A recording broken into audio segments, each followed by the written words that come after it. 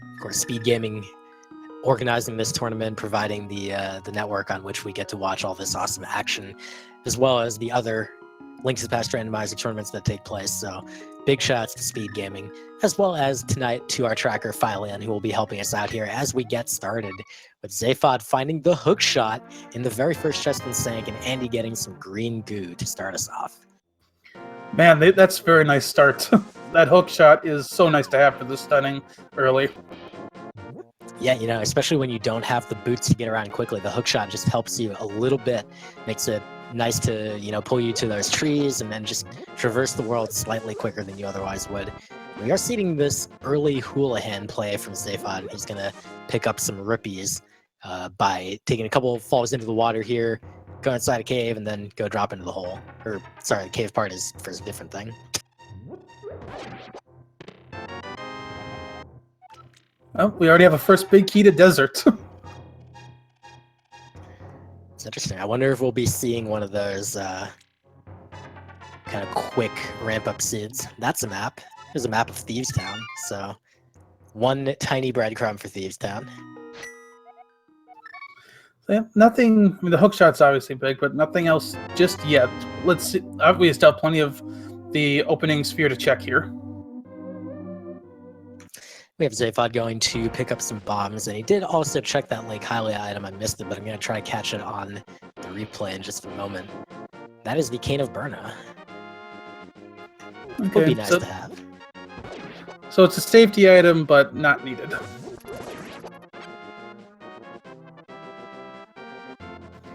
Andy's going to go straight to the Lost Woods. Zaphod is going to do South Shore first. That's really interesting. I like this play. The hook shot's going to make Mini Moldorm Cave really quick. And, you know, who knows? Maybe you pick up some boots, make Kakariko a little bit faster. Tree pull for Andy was blue rupees. There's a piece of heart there. He's not going to need that. He's a top tier player. And big 20 for Zaphod inside the dam here. And Zaphod also got the block clip, which you can do a quick glitch with the hook shot where you can clip through a block. Gets you through this in one trip. Yeah, really nice little benefit of the hook shot early on there. And he, of course, has also picked up his hook shot from Sank as he was coming over this way to do this section. And looks like he'll be heading for the slightly more standard opening towards Kakariko Village. And he'll get all the items that are there. Only has one bomb, but there's a really good chance of finding more bombs here. And even if he doesn't, he'll be able to pick up some rupees and buy some. Zaphod's going for Mini Moldorm Cave. With the hook shot, he can kill these pretty easily, which might be part of the reason he was motivated to go this way. Yeah, I really like this. We're already seeing a kind of a non-standard type of opening routing from him, and maybe that's, you know, part of how he's gotten this far in this tournament is, you know, having these kind of clever plays. And there's a sword for him, an Ice Palace small key for Andy, as well as a Power Glove, the Swamp Palace small key, and Bombos medallions for Zaphod. So it's a very interesting item showing up for both runners at the same time in these locations. And we also have the book in Blind Set. So Blind Set had 4 items that could potentially be very useful. That Mini Moldorm Cave also proving pretty important with that sword, which will motivate Zaphod to now head towards the escape, and he'll be able to finish the entire front section of that, possibly even get a Hyrule Castle key and maybe even do the back. But if he follows Andy pretty soon, he'll get the Power Glove as well and be able to do that. And we're at the Titan's Mitts from Sick Kid. That is very fast. I don't know that I've ever seen a Titan's Mitt at 3 minutes personally. But there it is. There's the Hyrule Castle small key. It's unfortunately in the back of the tavern. So Zaphod won't be picking that up, but that's all right. Yeah, unfortunately, Andy didn't find bombs, so he's going to have to spend his rupees to buy some here. Zaphod's still doing better than Andy on the rupee front, and we'll see if Andy ends up deciding to do that Houlihan play, but for now he's decided not to, and doesn't really find himself hurting yet. And early, he's got enough rupees for bombs, he's got enough rupees for the bottle vendor, and that's usually what you like to see early. We're picking up that Compass of the Eastern Palace and the Chicken House, and, you know, again, now that's this new logic, everyone's going to be looking at those compasses and maps thinking like, oh man, is that like a hint? Am I supposed to go to that place? But it's not always the case, and you and I were just discussing before the race, right? It's not always the case that you want to directly follow those breadcrumbs. Absolutely. Sometimes those breadcrumbs can lead you astray. That they weren't intended to lead you a certain way, and it can just lead you off the path that you're supposed to go.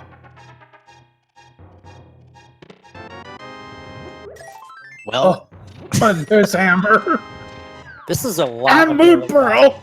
So that's full Dark World access just immediately. Other than the Mire area, they just have access to everything. That's pretty hilarious. Yeah, that's 5-minute Dark World access.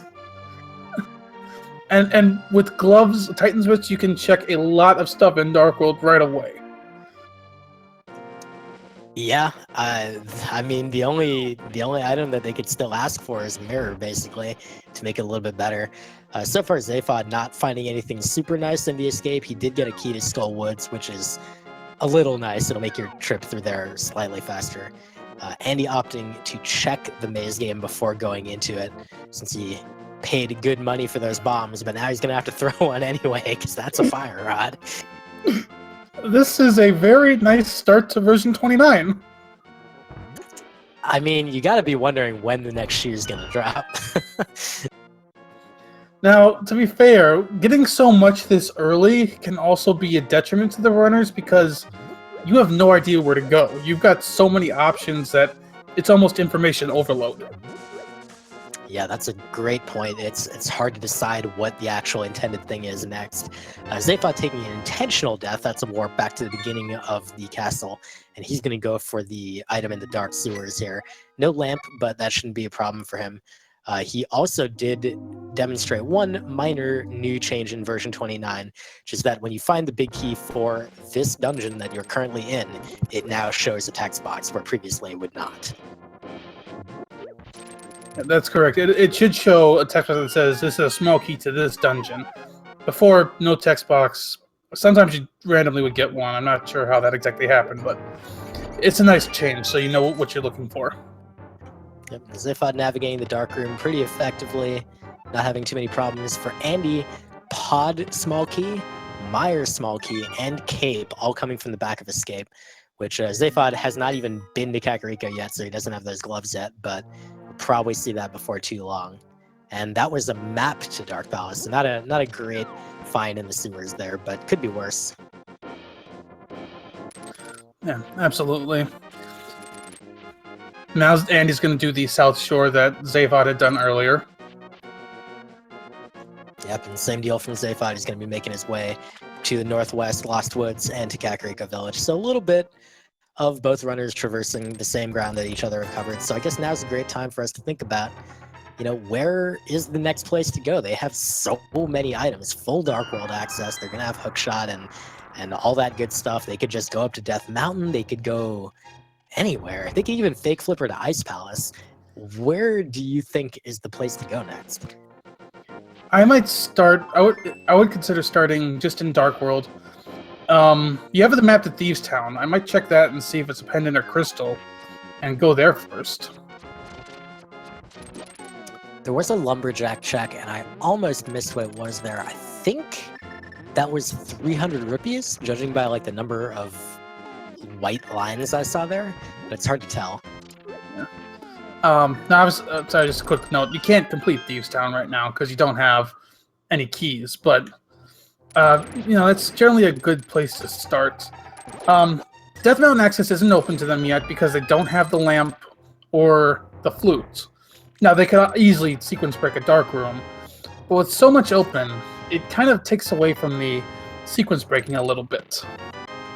Yeah, a little bit. I think the only real major sequence break that would even still be relevant is fake flippers. And I'm going to guess that with all the options available to them, neither runner is going to see fake flippers as being worth their time investment. They can just come back later with flippers, but for now they can do pretty much everything else. So it should be it'll be an interesting time seeing what routes they both choose to do, whether they choose to go up to Death Mountain, go, as you mentioned, through the Dark World. Maybe they'll enter through Village of Outcasts. Maybe they'll go to Skull first. Maybe they'll go to Hype Cave. I'm very excited to see how this is going to progress.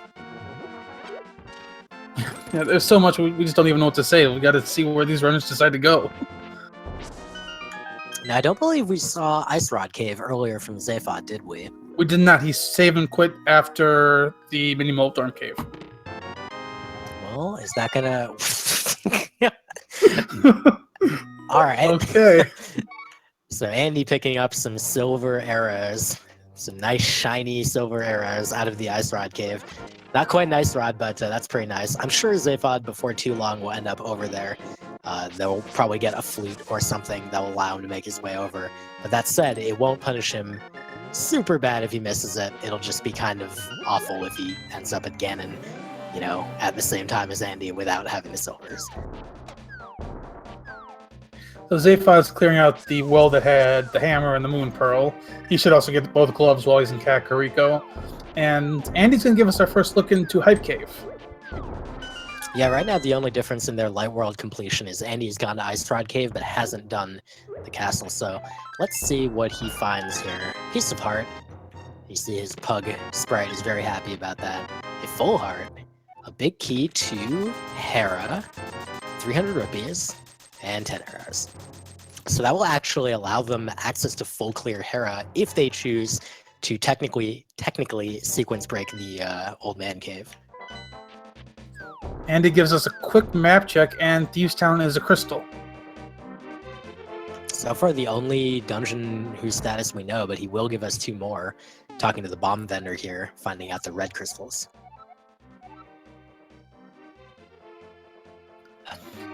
Skull Woods and Ice Palace. Alright, well, Skull is definitely heavily hinted already by the early presence of the Fire Rod. But we'll see if anyone actually wants to go there with single magic, Fire Rod, Fighter's Sword, and Green Mail, and 5 hearts. I'm gonna guess even Andy would think, you know, I could probably use my time better than this. It's interesting that those are dungeons that came up with the red crystals, because you can clear Skullwoods without the big key. Ice Palace you can also clear without the big key with the bomb jump. So they could elect to do both of those early, but it's not great options. Yeah, and it is worth noting that within the logic, it's not necessarily expected that you'll beat Ice Palace without the big key, but Skullwoods, totally. You do not need the big key, even in the logic of the randomizer, to complete that dungeon. So we're seeing both the runners are in the same spot, just in different worlds right now. Zaphod picking up his Fire Rod. Andy is working on the big game, and we'll see what he digs up out of here. A lot of digs required for this one. Just an arrow upgrade. A lot of digs for disappointment. Alright, another map check from Zaphod. We did find out that Desert is Crystal 1. So we now know 4 crystals. We know the 2 reds, and we know 2 of the non-reds. And that's actually all we know. We haven't seen anyone go to Sahasrama, and we don't have any other maps, apparently. Andy is electing to skip the Smith for now. Probably route that in a little later. Oh, Zaphod gives us a check, and Pod is our 5th crystal. Okay, interesting. So we actually are surprisingly close to just knowing what everything is. Just need to know 2 more crystals. Not that it's super likely that that will immediately happen. Although I guess in V29, now that maps and compasses are considered required to finish dungeons, who knows? So Andy didn't find anything in the peg game. Zaphod is checking Hype Cave, getting his Tower of Hera big key. I will say that the rippies from that cave are kind of nice. They'll both be pretty close to Zora money, and it's just nice to have that peace of mind of you don't have to worry about farming up rupees from the desert cave or whatever. Meanwhile, we're seeing the Village of Outcast checks from Andy. He'll be bombing his way into the brewery. The C-shaped house just having a big 20. But we'll see what he finds in these other couple locations and whether he dips into Thieves Town. That's the Cave of Samaria. Well then. Continue the items, like just giving him everything. The bush even being kind enough to immediately give him a replacement bomb. That bush has a 50-50 shot of giving you a bomb. All right, we are heading into Thieves Town. We'll see what's in here. Zaphod tracing any steps through the south of the Dark World, picking up that blue mail. Oh, hey, there's the 10 bomb pickup. A 10 bomb is actually new to version 29. In the new standard mode, that could be one of the items you get at the start. Yep, and I believe there's only the one of those, so that's always fun to find. It joins the likes of the single rupee and the single arrow. Yeah, absolutely. It's only one. If it's in stand mode, if it's the item you get, you'll get it from Uncle. If not, then it'll be somewhere else in the pool. Well, so far Thieves Town not really lighting the world on fire. That's a vanilla Thieves Town small key, though, as you see from the the text. So that's kind of hilarious. And the Eastern Palace big key. All right. Okay. So unfortunately, that's all he can do in Thieves Town for now. He'll have to come back later. Meanwhile, Zaphod opted to save and quit out of the digging game. It looks like he wanted to instead go back and try the back of Escape. Nice having the Titans mid here. You can just lift up the Dark Rock there and just head on in. So Andy is coming to the game here, to the chess game. Another change to version 29 is that now the chess game will give you a different sound effect when you find the item that is intended for that chess game. Yeah, nice little quality of life change. As Zaphod picks up his cape from the back of Escape, and he's heading towards Skull Woods, and I will bet that we'll probably also see a bumper cave check looped in with this, since he does have the cape, so he'll be able to access the item there if it's important. Quick shout out to Fantalis for the tier 1 sub. Thank you for subscribing to the Speed Gaming Network for 4 months in a row. This has been interesting. Both runners have taken a pretty standard approach. They haven't opted to go crazy with any sequence breaks like heading up to Death Mountain, except why do I say things? Alright, so Zaphod is going directly to Death Mountain as Andy found a Turtle Rock small key in Skullwoods.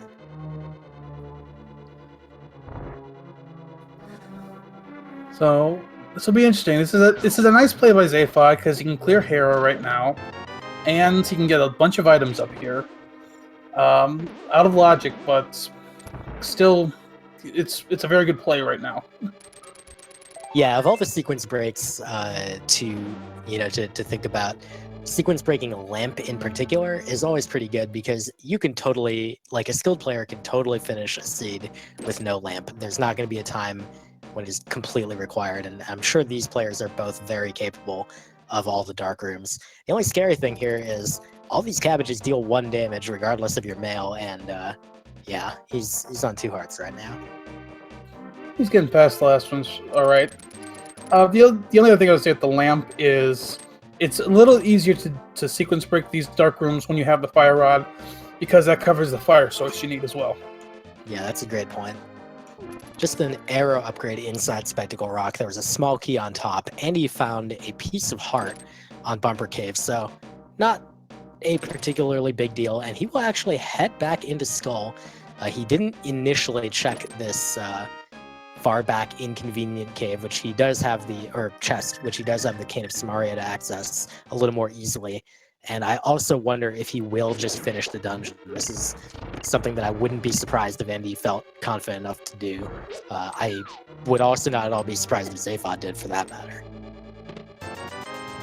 I mean, it's a little scary with 6 hearts, but experienced runners like these guys should be able to handle it no problem. Yeah, plus the blue mail helps a little bit, not a ton. Zaphod working on Paradox Cave, that's a big key of Swamp and a small key of Pod. So I believe we've now seen 2 pod keys out of the 6 available in total. Yep, and Andy's heading straight to the back to challenge Mothula. We do know this is a red crystal, so this is a pretty good call. More keys for Zaphod. Skull Woods big key, where Andy currently is, but he was not able to open that big chest. A bunch of rupees, another pod key, and a bomb upgrade. So 2 pod keys found here in Paradox Cave. That's going to be very interesting. It'll be a question as to whether the lamp is going to be blocked by those pod keys or the other way around. Like, are they going to maybe find the flute first, and that's their intended Death Mountain access? I'll be interested to see. And he takes the Death Warp to get back to the top a little faster. Zaphod is heading to the top. My guess is he'll head straight west and go into Tower of Hera. Yep, and he has the book, so he'll be able to check the Ether Tablet. Won't be able to get it, but potentially Hera might even have a sword upgrade on it. In it. Excuse me.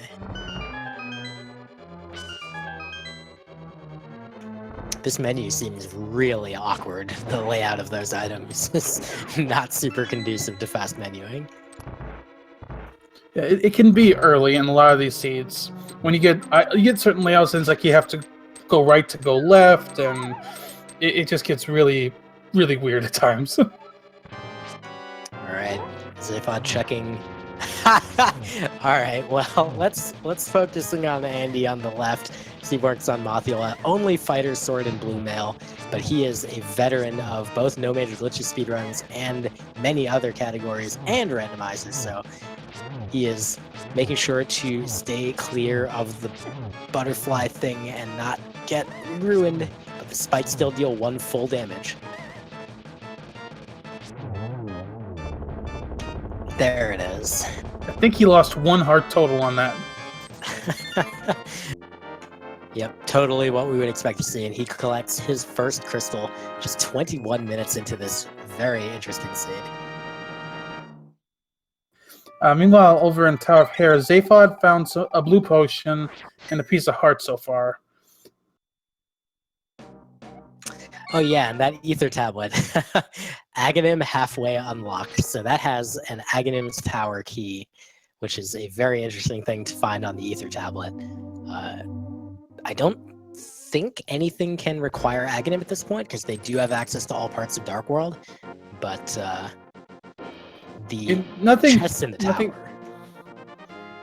Nothing can require Aghanim at this point, but that could get you to an extra chest.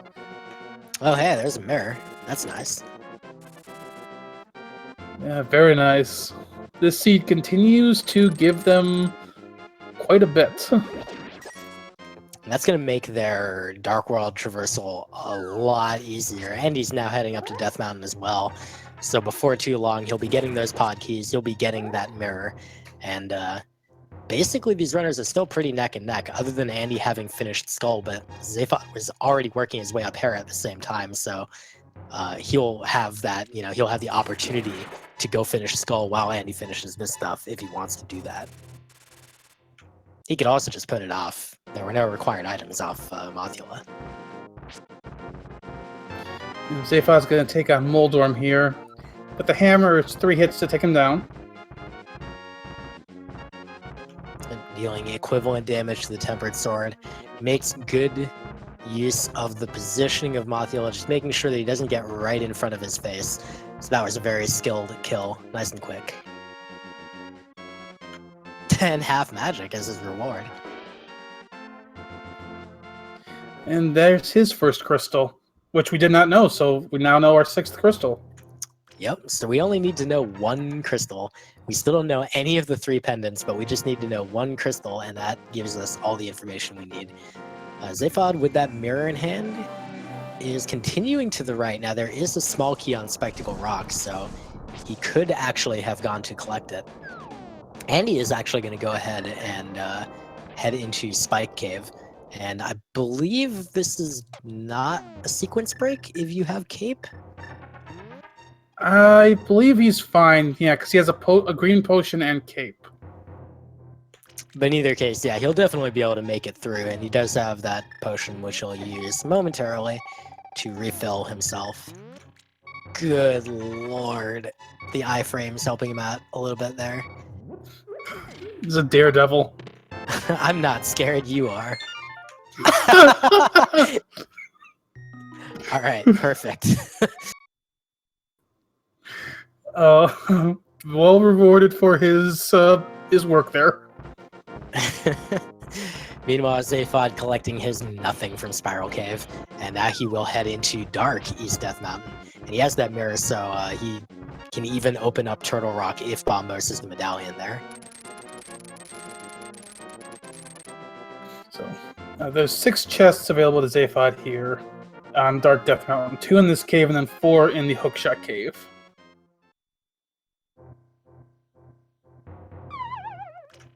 You know, this seed has been kind of crazy so far, and I'm already looking at their inventories and just thinking, what all do they actually even need to finish? And it's mostly keys, aside from, you know, there's a handful of progression items required, but keys are going to be the big thing, and I'm actually not sure there's even that many. With 1 more pod key and the bow, and of course the big key, they could finish that dungeon entirely, just as an example. Yeah, the bow is going to be needed. We do have access to desert. We could clear. Oh, we do actually could clear desert right now. Need the pod big key. Hey, look, it's Bombos for Turtle Rock. They already have it. So Zaphod won't be able to go on Turtle Rock, but Andy might elect to when he gets up here. That is a good point. The Cane of Samaria coming from the brewery, and Zaphod has not even been to Village of Outcasts yet. That said, they have no keys, so, well, I lied. They have 1 key. It came from Skull Woods. Andy has 1 key. Zaphod does not. There we go. Yeah, I got there. So I think that would get them access, get Andy access to 4 chests if he chose to check it. Yes, that is correct. Zaphod is actually heading back towards the west. Would not be surprised that he would be heading to get the key off of Spectacle Rock, probably, before he takes off from Death Mountain. And I would also not be surprised to then see him go do that Village of Outcasts stuff and the Skullwood stuff as well. Oh, apparently it's Spike Cave first. So yeah, Andy's coming back through Tower of Hera, which you've already seen from Zaphod. Biggest item in here is the mirror, but he'll also get half magic.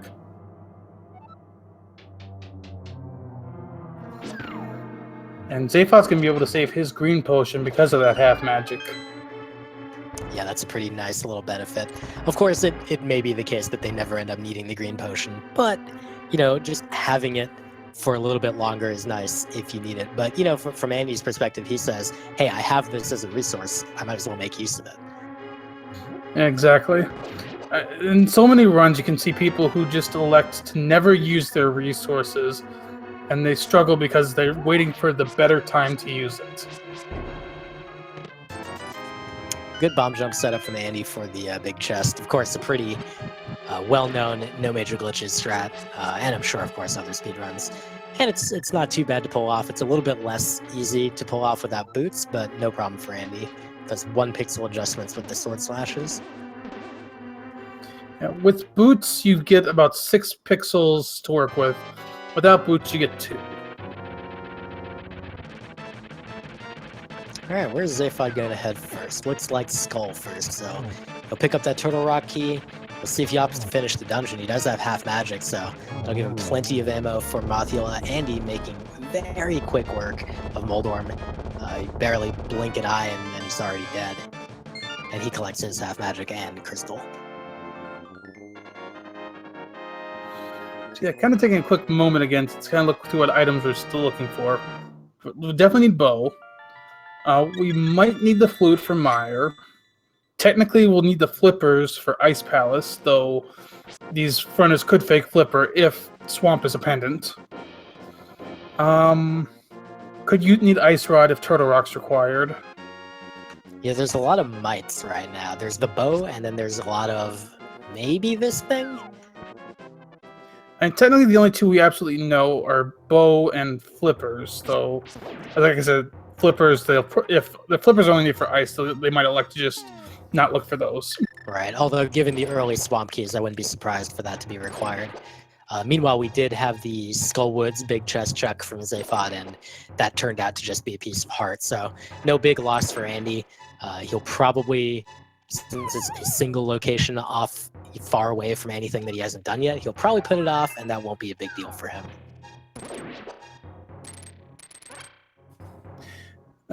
We also, at some point, are going to need to find another sword. That is a good point. We haven't seen a second one of those. We saw the first one, of course, very early on in Mini Moldorm Cave, and then question marks since then, so who knows when we'll even find one. We do, of course, have access to the hammer. Hammer does damage equivalent to the Tempered Sword, but the hitbox is kind of annoying.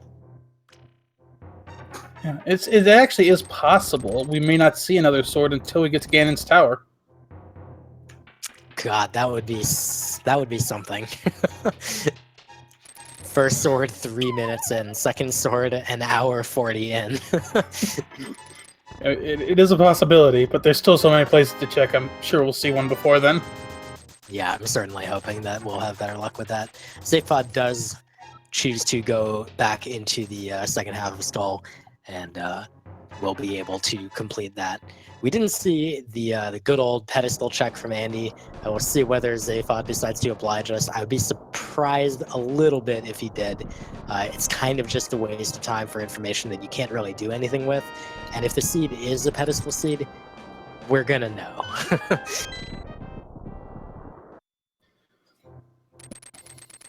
Yeah, until we know what our pendant dungeons are, it's hard to speculate on if pedestals required or not. So Andy's going to Hookshot Cave. Let's see if he decides to go to Turtle Rock after this. Oh, the Bari knocking him off the platform. That's pretty annoying, but it's just a quick trip back in there. Just more of an annoyance than anything. Zaphod beginning the Mothula fight, opts to start with a fighter sword spin, and now we're going to see some fire rod spam. Mothula's dodging some of those early shots. Yeah, retreating directly up into the spikes like the giant jerk thing that he is. But getting some good shots in here, so hopefully this won't drag on too much longer for Zaphod. Takes 1 damage, but otherwise, oh, there you go. Beautiful. So both runners just took 1 heart of damage on Mothula. I'm jealous of their ability here. And Andy is going to elect to do an early check on Turtle Rock. I wonder if he'll be going in. He did opt to open it, but I have seen runners sometimes open the dungeon and then just go back later. But we'll see whether he opts to go in here or not. He does, as mentioned, he does have access to those 4 chests. And it does appear that he'll be going in. I like this play. I think this is a pretty good choice. It gives him access to several things, and we'll see whether or not any of those things ends up being vital. Maybe there's a bow in here. I see that a lot. If Andy finds something, though, that could be a huge advantage, because there's no real other reason for Zaphod to come back up here yet. But Zaphod is gonna give us our pedestal check. Oh baby, get your pedestal hype in the chat, I guess. Oh it's no! powder. Oh wow, those are the worst. So, the runners could elect to use the fake powder for the 1 spot that powder would be needed for, and completely bypass that. Yeah, you know, I guess I was saying that in general, the pedestal check is probably kind of useless because, like, you'll just know if it's a pedestal seed. But on the other hand, in this case, you can actually just completely circumvent the pedestal because you have that knowledge. You can sequence break, potentially being required to complete 3 dungeons. So actually, that's really, really big. And Andy found flippers here in Turtle Rock. So that's access to Ice Palace, and that's also full access to Swamp Palace. That is very interesting, and I wonder if he'll opt to go to Swamp anytime soon.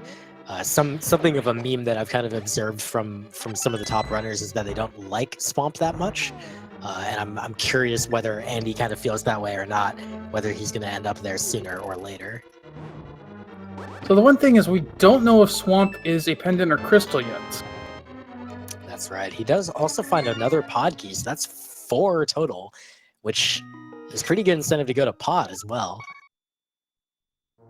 No, Zaphod's going to give us a graveyard ledge check.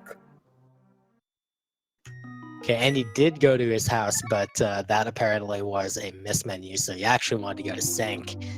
And where is he going to go from Sank? Just a bomb upgrade in the Graveyard Ledge. Oh boy. So looks like we're headed back to Kakariko. Possibly gonna see some fake powder here? Well, I'm trying to think of what else Andy has left. Andy doesn't know what's on the pedestal yet. Oh, he's just he's just never bought the vendor item. Yeah, for some reason I thought he had, but I guess he didn't have rupees the first time. Well, maybe he is gonna go fake powder. That's hilarious. He's showing us the exact thing that we were just talking about. It's like he has ESP. It's perfect.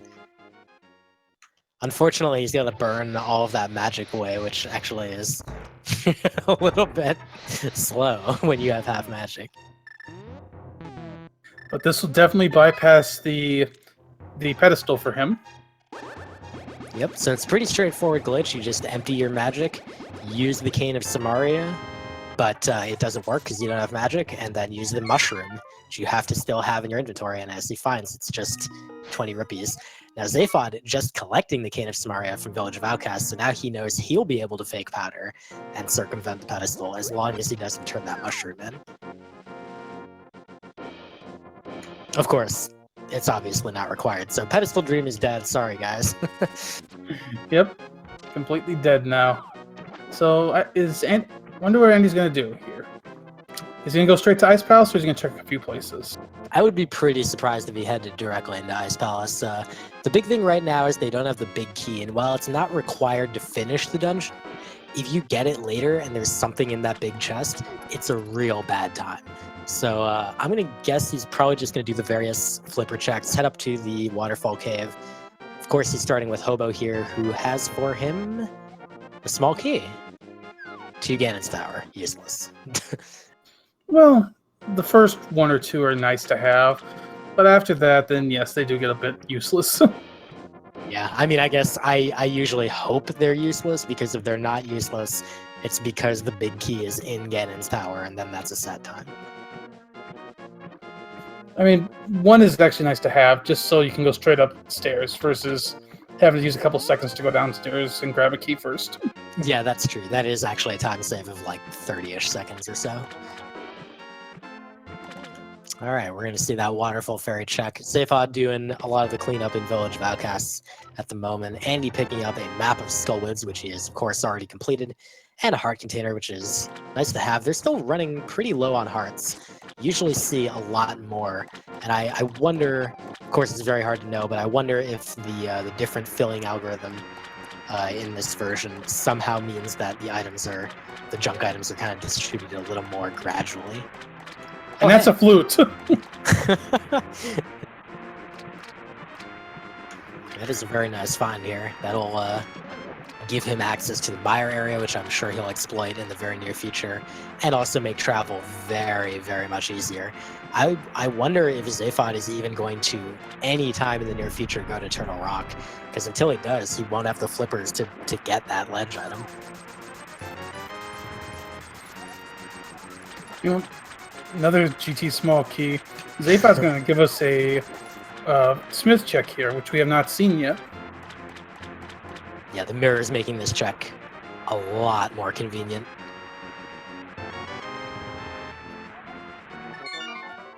So one place we actually haven't seen from these runners too is anything in the east side, because none of either have been to Eastern or Pod or even Saharsla yet.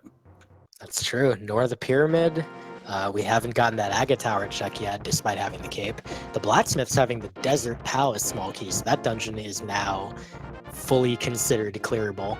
Although, I don't know, maybe they don't have the map or compass or something, but who cares? Just go to the dungeon. Exactly.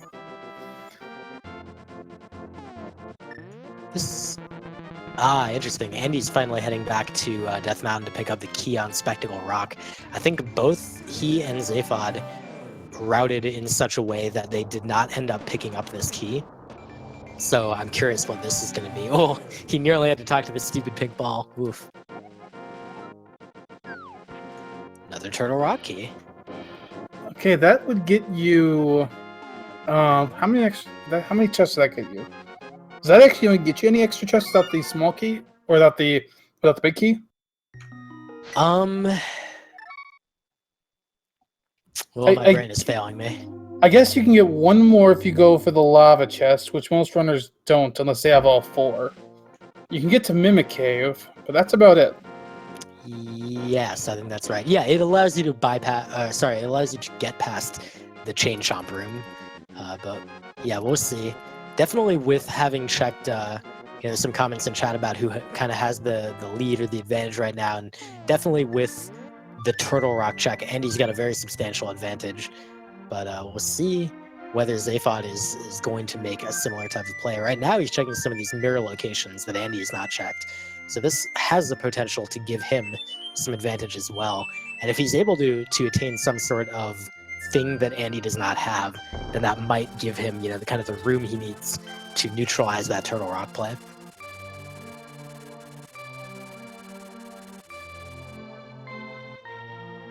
So with the flute, Andy now has access to a couple chests in the mire area.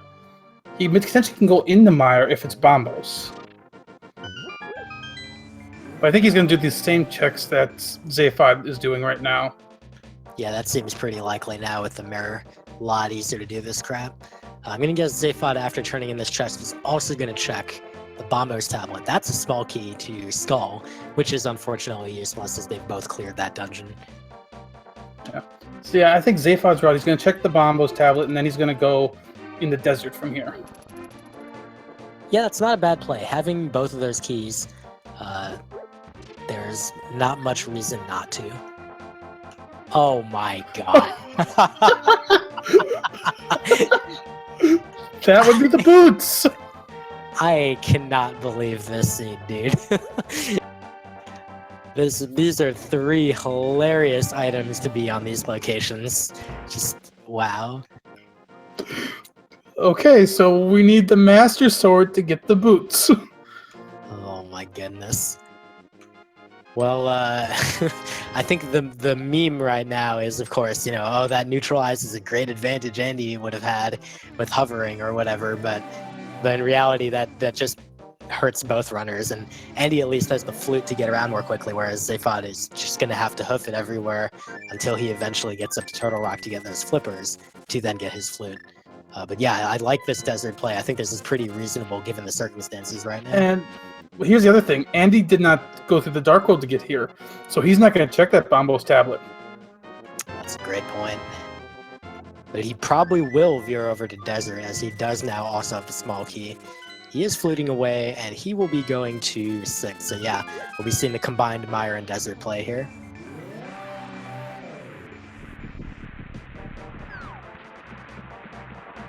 Yeah. So Zaphod's checking desert as Andy checks mire. I like this, the play on Zaphod. One of the neat things about Key Sanity is you see people do dungeons in pretty unusual orders. This is one that you would never see in like a normal randomizer or no major glitches. Going to the right side first with that key he has, opening the door, and getting a small key to Pod. Hey, there you go. That, I think, is our 5th key, at least that we know where it is in the seed. So we just really need a bow to get into Pod at this point.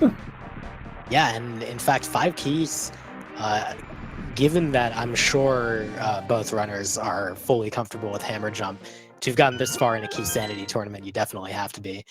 So 5 keys is plenty to full clear the dungeon. That's a lamp. Not a super required progression item for either player right now, but going to be very nice. Andy finding the Thieves Town big key in Checkerboard Cave, so he now, I should specify, has full access to Thieves Town. And Zaphod's found a small key on the torch. Oh, God, please. Let that be a pod key so that just doesn't matter.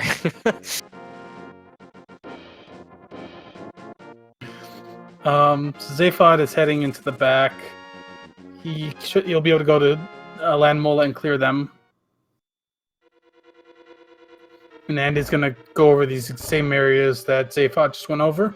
Yep, just a slightly different order as he came in from the entrance near where he set up his portal for Meyer. Zaphod, unfortunately, not having the flute, so he couldn't set that up. And he does know the ledge item is worthless, so he's not going to bother going down to get that. Meanwhile, Phylon just keeping track of this for us. Meyer is Bombos, so we can get in there if we want. That is really interesting, with both dungeons requiring that same medallion that they got ages and ages ago. So, but both dungeons being pretty accessible, and yet no Meyer big key, no Turtle Rock big key, and only 2 Turtle Rock small keys so far. Now, only one of those 2 is going to be or could be a crystal. Both could be pendants. That's a good point. We still only have the knowledge of 6 of the 7 crystals, and we have knowledge of 0 of 3 pendants, as no runner has even been over to the Eastern Palace area to talk to Sahasrahla yet. I mean, that, especially given everything the seed gave them, it makes sense that they didn't go there either, because what's the point? Like, you already have everything you need practically to go nearly anywhere. Zaphod is taking on Lanmolas here. Fire Rod, half magic. This will be pretty quick. Yep, just the start of a second cycle there. Picking up a Compass to Misery Mire, oh baby. And his crystal, which is one of the 6 that we knew about so far.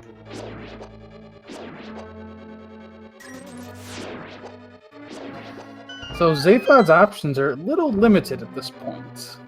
I think it's likely he's going to head east, I think. I don't think he has a lot else he can do. Yeah, I mean, Turtle Rock is kind of the one thing. He could head into ice, but with only the 1 small key and no big key. It's a little bit, you kind of don't want to do it, even though it is a crystal. Looks like he is heading south, and he is going to be entering the Dark World from here. What do you think he'll be doing? Might route by Pyramid, see what's there, and then maybe the eastern area. Yep. He does have the 4 pod keys, so that would be a pretty good play overall, and there's a decent likelihood of pod having something too, given all the early small keys.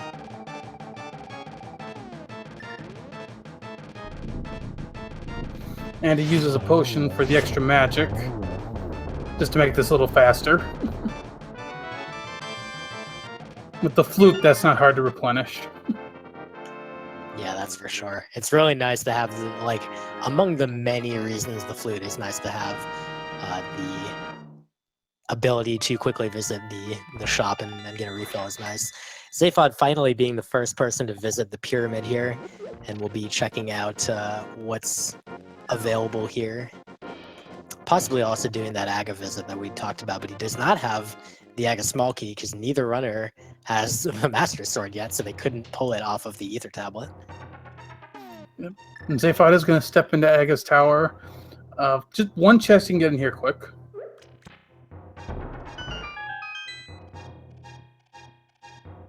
Andy wrapping up his southwest area check with Agina's Cave, picking up some bombs. Big deal. Zaphod roasting some guards here using that fire rod.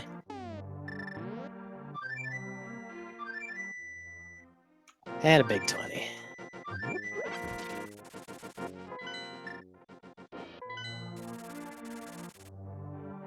And I think Andy's going to go to Thieves Town with that big key. Yep, that seems like a pretty logical play for him.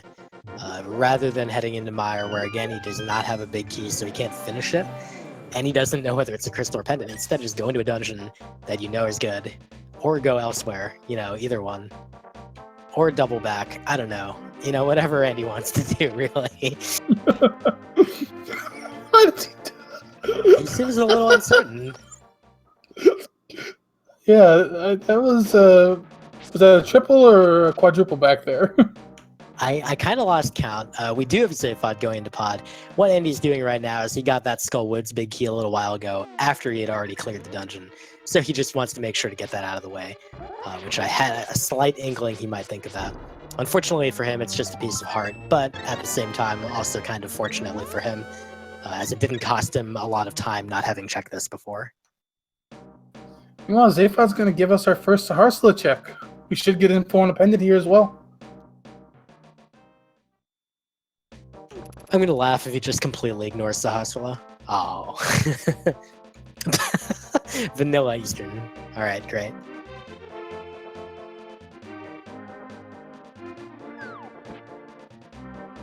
Tower of Hera map, big 20, 50 more rupees on top of it. So, not missing out on anything from having skipped Sahasrahla. And he's doing a little bit of overworld traversal that we have seen from Zaphod before. However, we might also see him head over to Catfish, as he does have access to the flippers to make that a little more reasonable to do. Well, Zaphod's going to pay Kiki here, and I'm guessing he'll head to Eastern first.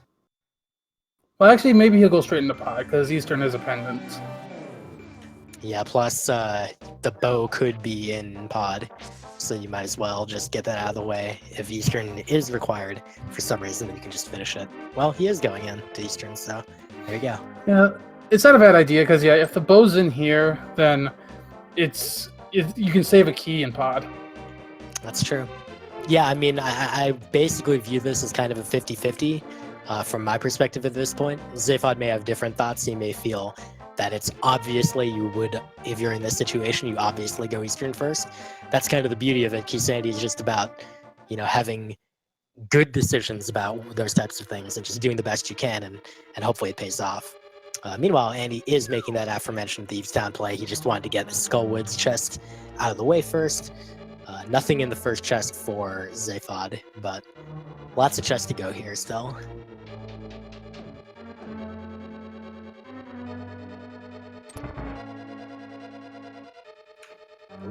And there's the Ganis Tower big key. Well, okay, so here's what I'll give you, alright?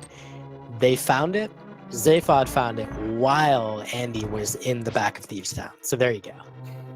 Fair enough. So that's also not necessarily the best location for that to be for Andy. It depends on if anything else is in here. I would be a little surprised if he didn't make his way over to Eastern at the same time as doing Pod. By that time, he'll probably still have items left that are needed, and Pod's been heavily hinted. So I feel like that'll be soon, and he's still lacking a fair bit of stuff, mostly Turtle Rock keys, potentially Ice Palace big key. So I have a good feeling he'll still make his way over here and not really get held up by that. Yeah, it's not exactly an out of the way place, so it should hopefully come in here. It is a pendant though, so it's very possible, depending on when he does come, that maybe he decides to skip it. Unlikely, but it is a possibility. Yeah, well, we'll see how that develops. For now, it's definitely too early to say that it's necessarily going to be a problem for him, but it definitely could be. It has that potential. We'll see how that turns out. Nothing else really so far for either runner in their dungeons. Just that GT big key coming Eastern for Zaphod, and Andy will just be continuing to work his way through Thieves Town. 3 more locations for him, 1 more location for Zaphod. What's he gonna find here? A small key to Hera. One of those ugly keys you don't like to see. Well, he's going to make his way to Pod first before he thinks about doing anything with that Hera key. Triple bombs for Andy in the maiden chest. Big chest coming up for him. Zaphod now going to begin that Pod play. Without the bow, he can still open the front door and still full clear other than the boss.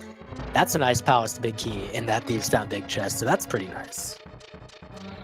That means Ice Palace is clearable at this point. Yeah, actually, that might hint him towards Ice Palace, which does have that chance of drawing him away from Eastern. I feel like the deeper he gets into this seed, the less likely he's going to want to go to Eastern at all. Or Zaphod just kind of dropping his bomb to the side, but no problem.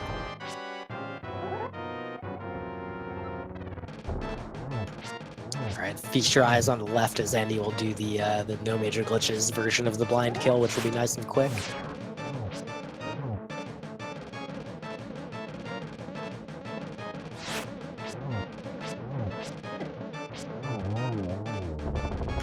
I think for a lot of runners, this fight is, feels very RNG, and it is if you are not able to execute it perfectly. Turtle Rock small key off of the blind, so interesting, and he'll also pick up that crystal.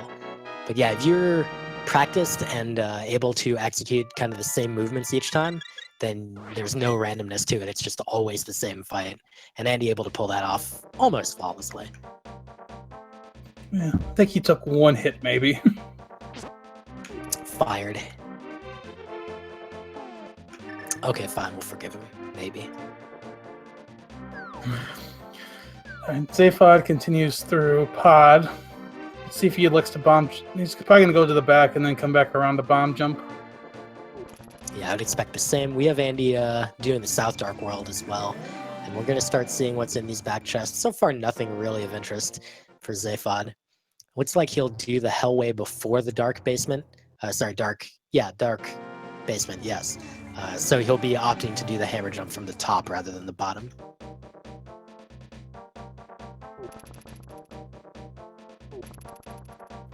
Will Andy go to Swamp from here, or is he going to go to Ice?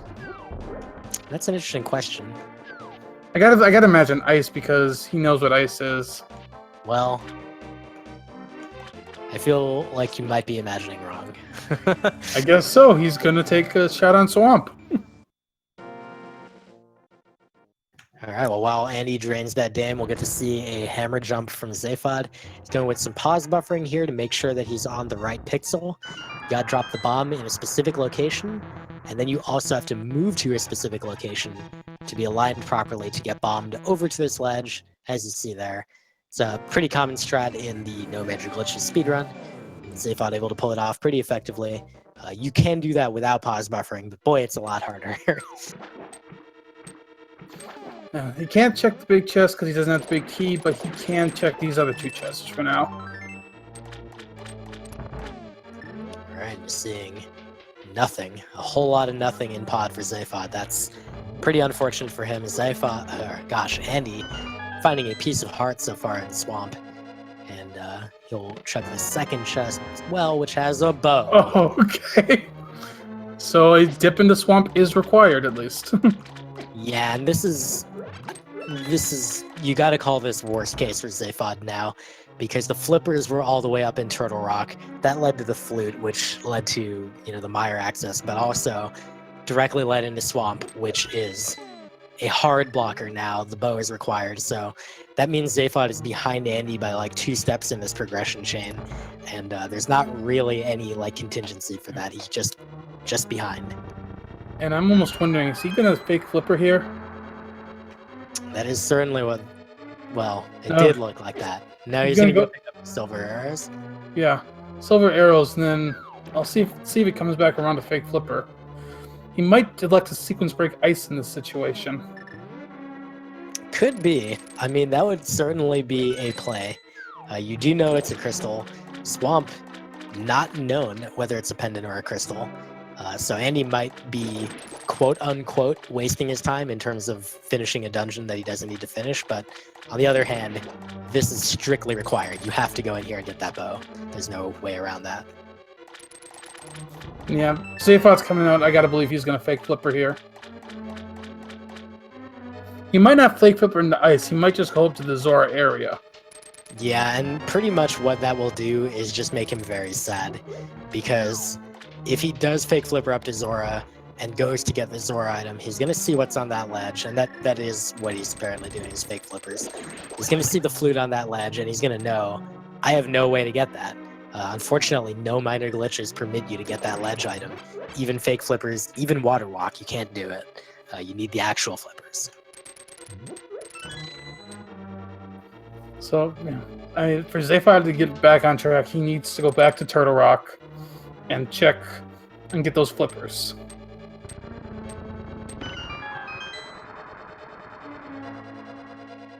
I legitimately, aside from him running out of locations, I legitimately don't know what will actually lead him to Turtle Rock at this point, other than he's just going to have to go through everything and be like, okay, fine, I will go into an unknown dungeon that, it's Turtle Rock with 1 key out of the 4 and see what I can get there. And then that will give him the thing he needs.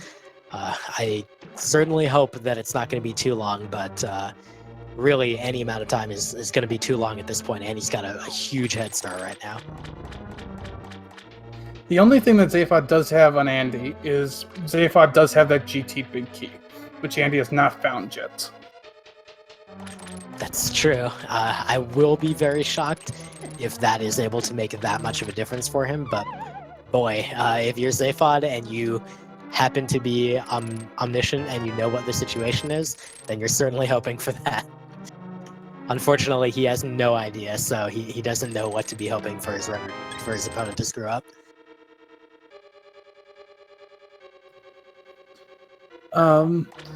The other thing is Andy is actually pretty close to essentially go mode at this point.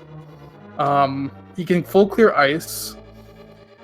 He can, depending on what the last crystal is really what's going to decide a lot of this. He does need the pod big key still.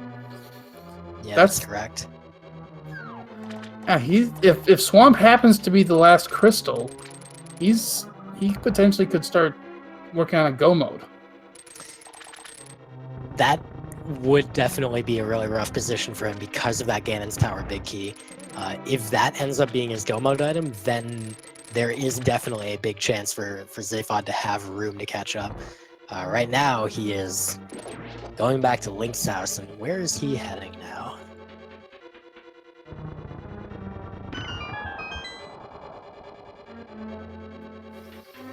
He's gonna do the Dark World entrance here, but where is he going from here? What has he got left? Can he go to Catfish? Has he been up there? I don't think he has. Ether Medallion for Andy, which is completely irrelevant. Yeah, I gotta think that's where he's going. He's gonna go check Catfish. Boy, that is a long trip for possibly nothing. Who knows? Maybe Catfish has a sword. We still haven't seen any additional swords. Yeah, first sword was Mini Moldorm Cave, and we have not seen another since then. Well, Andy's just about to finish up Swamp. I'm going to guess we're going to see some good old-fashioned either fighter sword spins or we'll see some hilarious menuing action. But I believe the fighter sword spins are faster, so that's probably what we'll see from Andy. Yeah, fire sword's faster, especially if you can grab 2 puffs. Ah, yes, that's true. And certainly he's going to be demonstrating how to do that to us.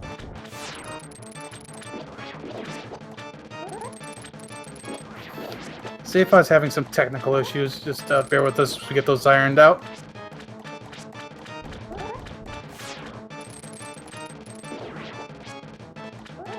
Okay, looks like he did opt to finally turn in that mushroom, as he has done fake powder, so there's no danger of basically screwing himself into having to do the pedestal. He knows that the powder is not required.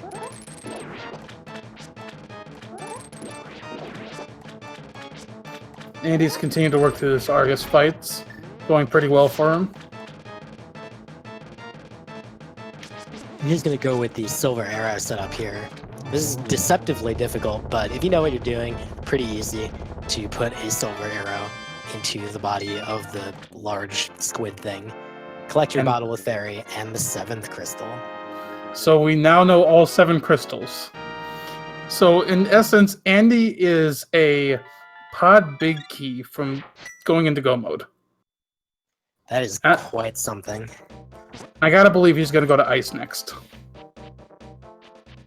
I think he's heading off to check the Bombos tablet since he didn't do that earlier.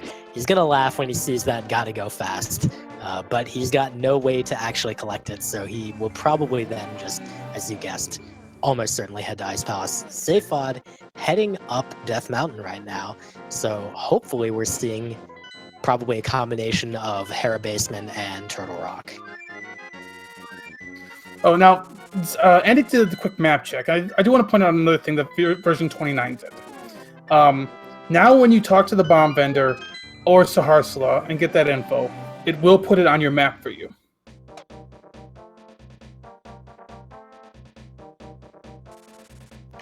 Actually, this is potentially really interesting because Zaphod's going to collect this key, which is his second Turtle Rock small key, and he may be able to go deeper into Turtle Rock than Andy did.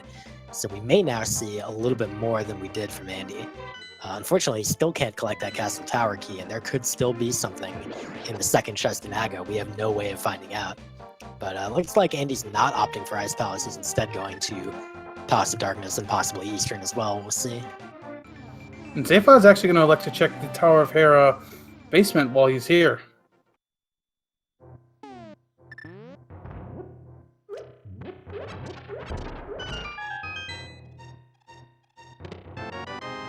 Yep, and we're going to see him take a nice little AFK. Oh no, just kidding. He's going to have to hold the A button to grab the wall and hold on to it while channeling the cape.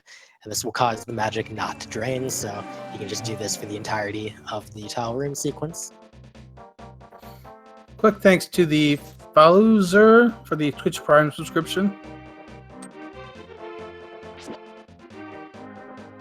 Again, everybody, Speed Gaming is the network that organized this Key Sanity tournament and also brings so much different speed gaming action to you, including another tournament I'm more involved in and help organize, the Ori and the Blind Forest tournament.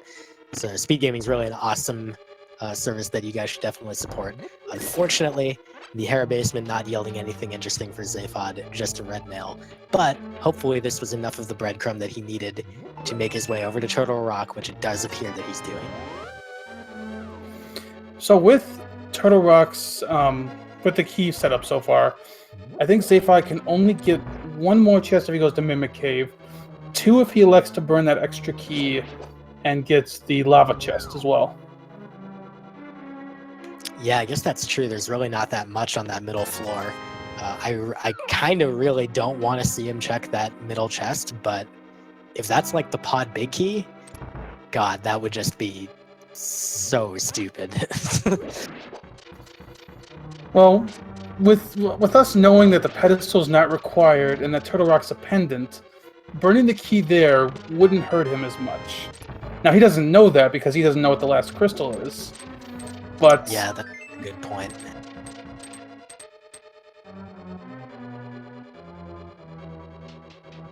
I guess we'll find out. To be honest, I'd forgotten that Turtle Rock was a pendant already because I have an impossible time keeping track of which dungeons are considered required in a Key Sanity seed, and to be honest, most of the time they're all required. This seed is kind of a rarity, where it seems like they might even be able to get away with not touching any of the pendant dungeons, except Eastern Palace having that GT big key. Yeah. I don't think that's going to slip Andy up. After he's done in here, I would be very surprised if he doesn't go right into Eastern to check. Yeah, I agree. I mean, this is the case where he has all but one item for go mode, but that one item is Ganon's Tower. Well, 2 items, but he'll probably kind of be in that mindset of like, I'm on very few items needed for go mode. So seems pretty likely he'll check it out. The one thing that could slip him up is if on that bow-locked side. Has he gone over there yet? Good question. I didn't pay close attention. He does have 2 keys, so he must not have opened the main door?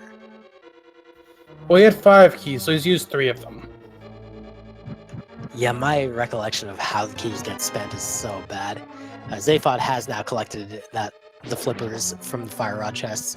He opted to mirror back out, and now he's going to continue to get the Chain Chomp chest, which did have a small key to pod, if I recall correctly.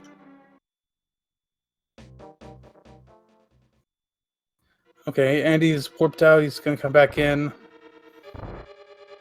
He opened the front door, so he has not gone to the bow-locked side yet. So yeah, the one thing that could slip Andy up here is if he finds that pod big key on the bow-locked side. Boy, that would be something.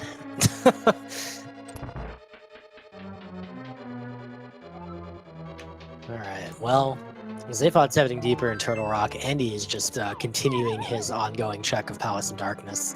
It's down to his 1 key, which he'll be able to use for the actual boss. Collects the drop-down chest, which was garbage. The only chests that we don't know in this dungeon are the big chest and the bow lock chests.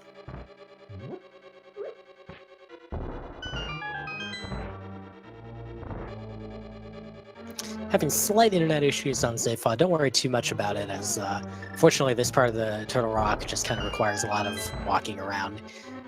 Hopefully we'll be able to get that resolved soon. And we are. So he grabbed the key from the poke key, did not open the chest to the lava chest, or the door to the lava chest. Okay, that's interesting to know. He might be hedging on potentially something like Laser Bridge being needed.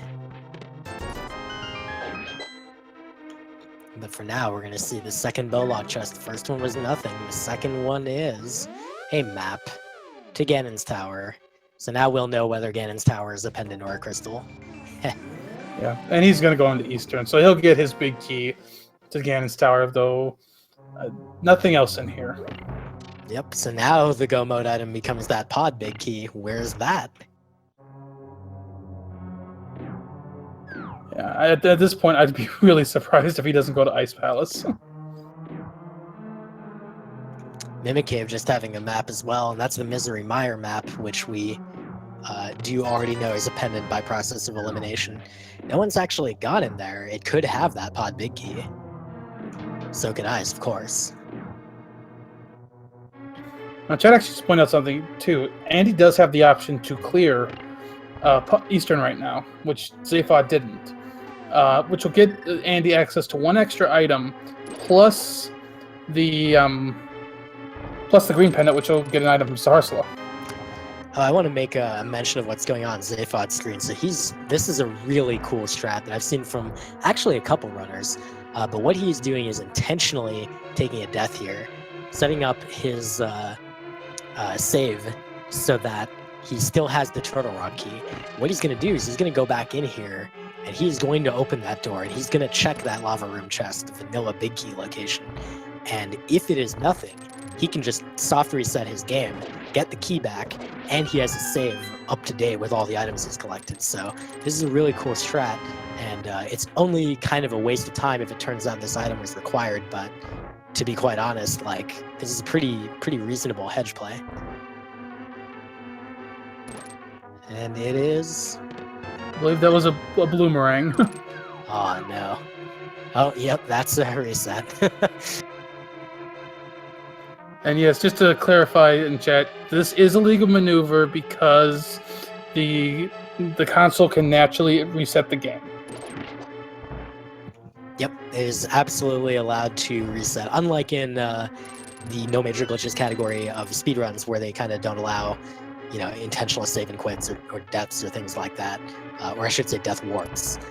In this randomizer, you are permitted to do that.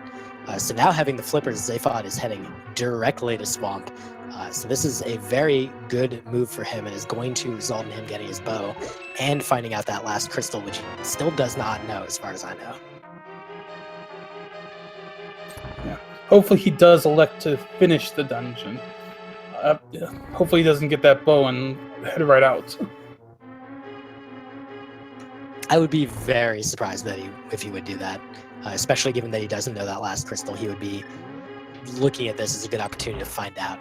And he is opting to finish up Eastern Palace, which seems like a fairly reasonable play given, he's here. He had to clear the entire thing anyway. Chance that something could be here, that is to say, one of the things remaining that he needs. Yeah, I do think he will actually think about it. I do think Zaphod will clear because I think he does at least know that there's a 50-50 shot between Swamp and Turtle Rock, of one of them being a crystal, the other being a pendant. Did he check the map for Misery Mire after he got it? Actually, I'm not sure if he did. He does have it, but yeah, I didn't see if he actually pulled up the map. If he did, then he knows it's a pendant, and he knows that this is 50-50. Otherwise, it's still 1/3, which is still a good number. And he's setting up for the nice kill strats on Armos. Of course, very easy with silver arrows, but unfortunately, the reward is just a compass for Turtle Rock. Zaphod picking up his bow finally from Swamp Palace. So he's still a pretty significant distance behind, which is really unfortunate. But he's got to hope for that last item, that pod big key, to just troll the ever-loving crap out of Andy, and then he just gets lucky and goes to the right place first. Unfortunately, that's kind of the situation he's in right now, as far as how he has to hope to win here. There's a quick shout out to Number Play for the 4-month sub. Thanks for supporting the Speed Gaming Network.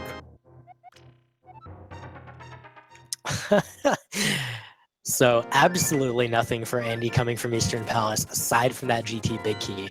So it's good that he went there for that, but everything else was worthless. Even the Harris small key, which we know only leads to the red mail, and I doubt Andy really feels like he needs another mail upgrade at this point.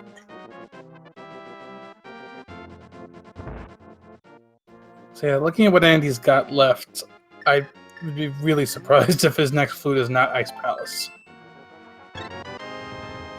Yeah, I agree. I mean, there's so few things to do at this point. Just go do ice. You've had access to it forever. You got the big key, you got the small key. Here he goes, flute to 8. So he will head into ice. This is kind of his last play. Of course, you know, everyone really does want to put off ice because doing it in go mode is so much faster. But in this case, it really does make sense and kind of has for a little while now. I mean, your only other options are Pendant Mire and Pendant Turtle Rock. Which actually you can't even go further in Turtle Rock because you don't have the big key. Yeah, I think all he has access to in Turtle Rock still is Mimic Cave, just like Zaphod went and checked a minute ago, and as we saw... Oh, and the big key chest, but as we saw, both of those are worthless. Yeah. We also are still looking for that second sword. Hour 16 in, they're still on Fighter Sword. God, I hadn't even thought about that for a while, but yeah. And you cannot beat the game. Straight up cannot beat it. This isn't negotiable like, you know, something like Cane of Samaria, potentially. It's straight up, you must have this item. Now, the logic assumes that you'll have Tempered Sword to beat Ganon. Tempered Sword and Silvers. But you can beat Ganon with Master Sword. That's correct. You can beat Ganon with Master Sword and no Silvers. Fortunately, in this case, both runners in possession of Silvers. And the other weird thing about that is the logic, it only requires that for Ganon, which means that it could be that after you have cleared Ganon's tower, the logic gives you items in the tower that you need to get the remaining swords. That is totally valid. It could expect you to do all of Ganon's tower with only Fighter's Sword. Yeah, absolutely. I've seen that in seeds in the past where you have to go back out into the world after GT to find your second sword. So this is interesting. Andy opting to go ahead and do the Ice Palace bomb jump, and a nice quick setup for that. You can actually skip this under certain circumstances if you have the right combination of items. Usually it's the big key, one small key, and the Cane of Samaria is sufficient to be able to full clear the dungeon without bothering with the Ice Palace bomb jump. And also without taking like a million years. But in this case, Andy opts to just do it. It makes things a little bit more reasonable, and he's probably much more used to this kind of routing anyway. I think it's technically potentially a little slower to do the bomb jump if you're full clearing, but with Andy only basically one item from go mode, he might be just hedging his bets that if he finds it, he'll go straight to Cold Stare. Yep, that's a good point. But so far he's found nothing. Piece of heart coming from that chest back there. And the vanilla big key chest here is going to have a small key to Pod. Oh boy. But he's already good on small keys for Pod. He doesn't need any more of that. All he needs is that Pod big key. Well, looking back over on Zaphod's side, he's finishing up with Swamp Palace. Looked like he did elect to full clear it. Yeah, Go ahead. He'll have to do a Fighter Sword Argus as well here. Yeah, I mean, this is probably really the only logical play if you're in his position, but yeah, not super fun. Not the word I would use to describe Fighter Sword Argus, but he'll do it. That's a big key. That's the Pod big key. Andy is now in go mode at 1 hour and 18 minutes. My goodness. Well, he's not fully in go mode. He could elect to go straight to GT basically at this point. He does need that second sword. You know, it's true. I do always call go mode regardless of swords, but yeah. I feel like there's a good chance he's in go mode. Let's say that. That's a fair way to say it, yes. But There's he a very doesn't good chance. agree. Yeah, he's going to continue to check chests and try to find that Master Sword. Yeah, I can't say I necessarily disagree with this play. Given how sparse things have been, he doesn't want to have to full clear every other dungeon after this, so instead he's going to opt to just check this one. Hope it gives him the sword, and then he doesn't have to worry about it in, I mean, I guess the only dungeon left is Pod, and he's already full cleared that, so it's kind of whatever. But no sword in here unless it's on Cold Stare. Well, there's just one more chance then in this dungeon. That's going to be the boss, and then he's going to finish up Pod, hope that maybe something's on King Helma, but otherwise, it's got to be GT.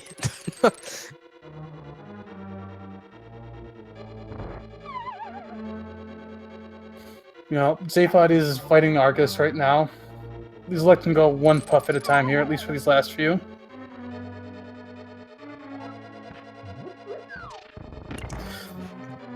While he's finishing this up, and a very nice job with the silver arrow kill there as well, and then he's going to get the Cold Stare. I just want to mention that, like, so these runners, both being 5-0, of course, in this tournament, Andy right now with a very substantial lead due to largely based on that Turtle Rock play that he made earlier. But, you know, I also really want to mention that Andy's opponents in this tournament, his average margin of victory was like 24 minutes or something, which is very substantial.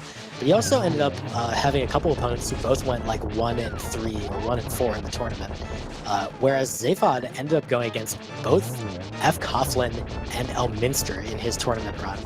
So it's not exactly like the results of this race as they're playing out so far really don't seem to reflect Zaphod's level of performance previously. He's played really, really well in the tournament up until now and defeated some incredibly good opponents. Yeah, Zaphod has proven himself through this tournament, and you know, even though the seed is getting to him a bit so far, he's done a very good job. So I believe Andy does now have the full information on crystals, although he did just do a map check, I think, to double check. But Cold Stare not dropping a sword. He still only has fighters. He's going to go finish up. I think he's going to do Pyramid Fairy here. All right. Well, you do that, Andy. Just make me a liar, why don't you? Jeez. And just a quick reminder, since Sal's come up in chat, this is version 29. All of the matches in this round will be played on version 29, starting with this one today. Yeah, that's correct. And of course, these, because this run was so close to the release of version 29, which was literally earlier tonight, these runners were asked whether they wanted to run on the new version. They both did agree. And it really hasn't, as far as I can tell, really hasn't made a huge difference in this seed. Nothing that has occurred is really anything that's particularly special to V29.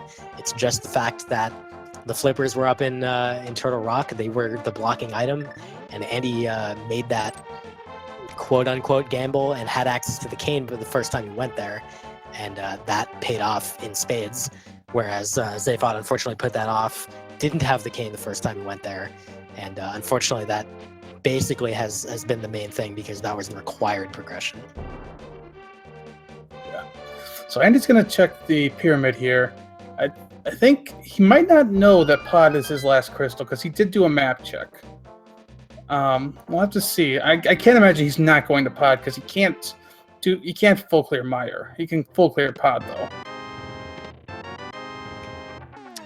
That's Quake Medallion and 3 bombs, so completely useless Pyramid Fairy. Zaphod having just a little bit of trouble on the bomb jump, which I wouldn't normally expect to see. He is totally fine on the second one. Maybe nerves getting to him or something. But also, of course, it's a pixel perfect trick, so there's definitely some room to have a little bit of weirdness occur. And Andy's going to check the front of Hyrule Castle. Oh my god. I did not even realize he still hadn't done this. That's hilarious. So, Andy is not taking any chances about finding a sword in GT. He is going to find one in the overworld. or at least check every overworld place he can first. Yeah, unfortunately, this particular overworld location has been checked by Zaphod, and we do know that there's nothing here. So that's a shame for Andy, but it's not a huge bite into that lead he has. That lead is really substantial. Zaphod needs to finish up Ice and Thieves Town, and has he acquired the Thieves Town Big Key yet, even? He has not, because he has not gotten his flutes, which he needs to get to the Mire area to get the Thieves Town Big Key. That's right, and he might even be writing off the flute because I believe he got that Mire map and knows that Mire's a pendant, so he might be delaying that. But yeah, Checkerboard Cave having that Thieves Town Big Key, he has not made his way over there yet, or even have access to it yet.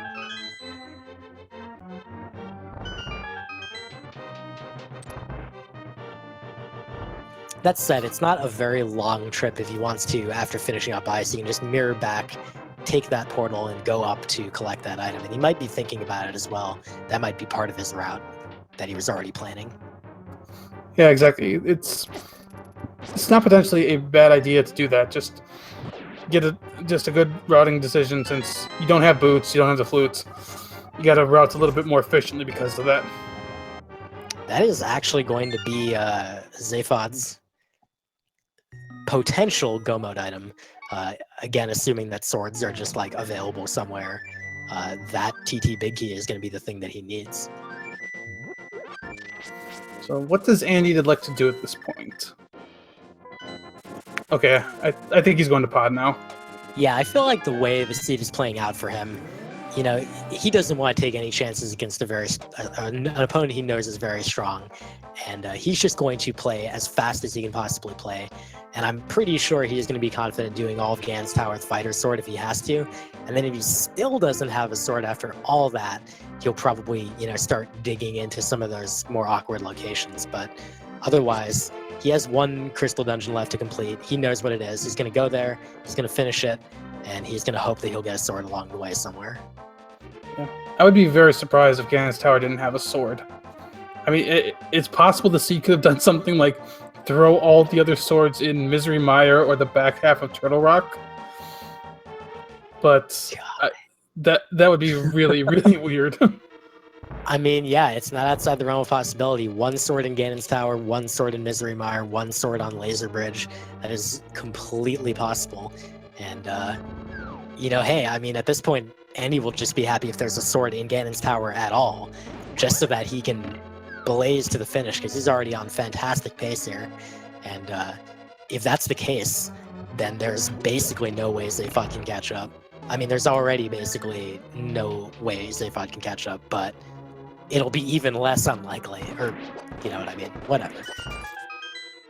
Words. Yeah. Well, Andy decided not to go for the big chest in here, and he's going straight to Helmasaur. Yeah, I think this is reasonable. And you have one item that you are looking for. You know, he might come back in for the big chest afterwards, but if Helma drops his sword, then that just solves both problems at once. And he has to kill Helma anyway. That is very true.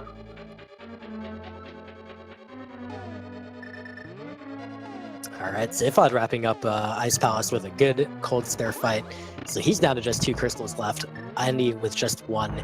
But, again, that's Thieves Town Big Key being the bugaboo for him right now, but he is now going back to the Zora area. He will collect that flute, almost certainly heading to Mire area right after that.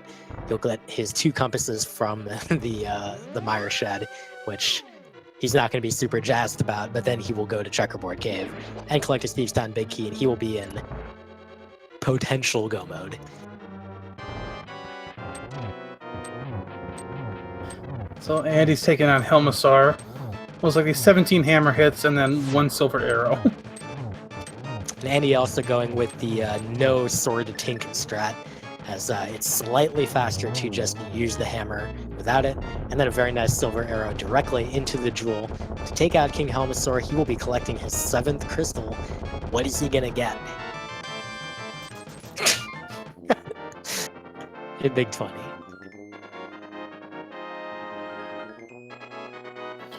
So let's see if Andy elects to come back in or not. I feel like it's pretty likely he will at this point, just to make sure. I'm just kidding. Look at me acting like I know anything about what Andy's gonna do at any given moment. He's got his own plans, dude. He's his own man. Yeah. But yeah, he's heading up to Death Mountain. At this point, it's just gamble on GT having one sword. Alright, well, in that case, let's do it. Ladies and gentlemen, there are 22 chests in the... well, actually, let's go with there are 26 chests in Ganon's Tower. Where the... no, 27, because the big chest. Yeah, there are 27 chests in Ganon's Tower where a sword could be. Put your guesses in. We're not playing any sort of game, but we'll see. 27 chests, just one of them has to have a sword.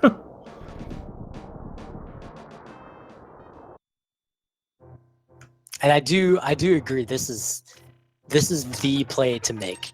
It's not at all reasonable to go dig into some other dungeon just for a sword. When in Ganon's Tower, again, you have to finish Ganon's Tower. Those dungeons will still be there afterwards. And if Ganon's Tower is a sword, then you're set. Like a Master Sword with silvers will be more than enough for Andy. He would be happy with just Master Sword. So, not really going to be in need of anything else here. Meanwhile, Zaphod is going to go do the Pyramid Fairy, which just had bombs and Quake. It's a little unfortunate. You know, there's a potential place for him to save a little bit of time, given that all he needs is that TT Big Key. But, you know, I think there was like a heart container or something there. I don't know.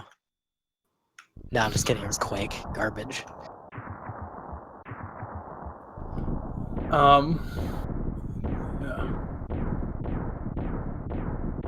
All right, JP, what's your guess? Where's the sword? I'm gonna say behind our Ice Armos.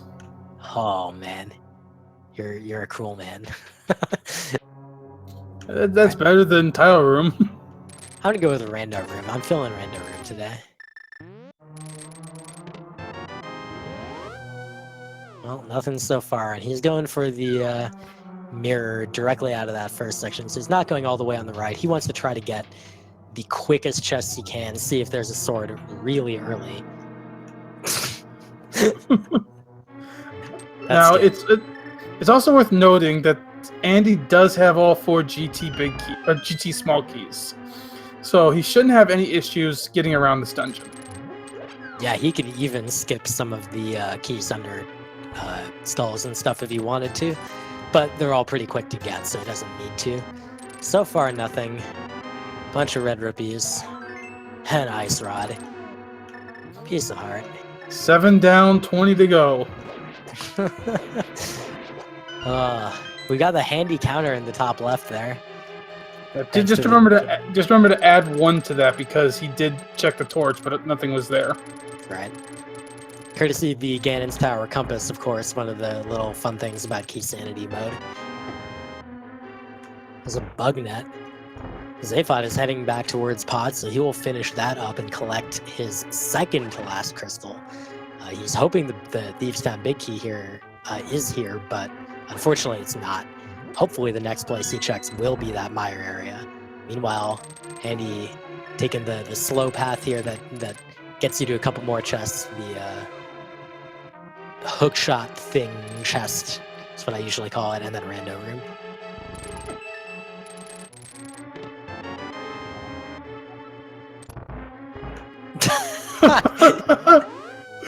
We have not seen that second chest in Aghanim's Tower yet. Oh my gosh, this is such a, you know, it's very common for there to be one item that kind of holds you up in Key Sanity, the last item that you need. It's almost always the Ganon's Tower Big Key, if there is going to be one. In this case, it's a sword, and that's just really kind of irritating, to be honest, if you're a runner. Big Key to Turtle Rock. Oh, he can full clear that dungeon now. He's even got the ice rod. So Zaphod checked the Bolok chest. Is he going to go check the big chest? No, he's going to go do Helmassar first as well. Yeah, and then he can always go back in, as I thought Andy might do, but Andy decided not to. I wouldn't be surprised if Zaphod also decides not to. I really like that little damage boost strat by Andy over that teleporter. Slightly faster than waiting for the extra teleport animations. Andy has to bomb jump because he does not have the boots here. These are great. You don't get to see these strats almost ever, but Randy, being an experienced randomizer player and Link to the Past player in general, has knowledge of these types of things. And Andy can't get down there because he doesn't have powder bomb. Last Silver's on the pedestal.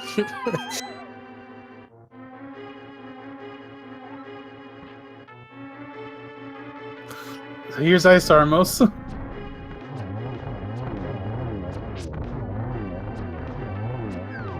I'm actually really excited, and I hope that there's not a sword behind these guys, because I want to see someone check the GT big chest in a randomizer. There's a small shield, there's a shuffle, there's a big key fire. Yes, dude, let's go. Let's check that big chest. It's giving him everything to go outside and check something. Dude, this is such a treat. You never get to see the Ganon's Tower big chest in a randomizer. There's never any reason. But in this case, here it is. Oh, it's the sword!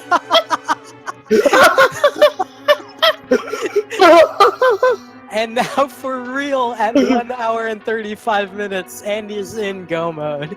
And he's going to go up the tower. Oh my god.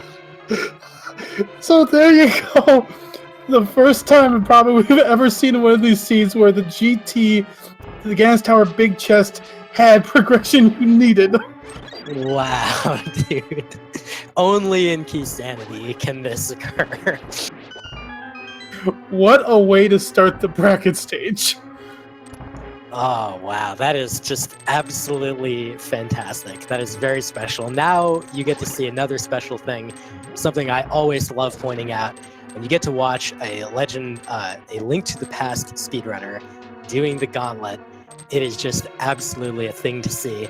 And Andy, of course, being a very experienced No Major Glitches runner, is going to put those strats to use here. And it's going to be a thing, as Zaphod is going back in to check that pod big chest, and we'll see what was in there.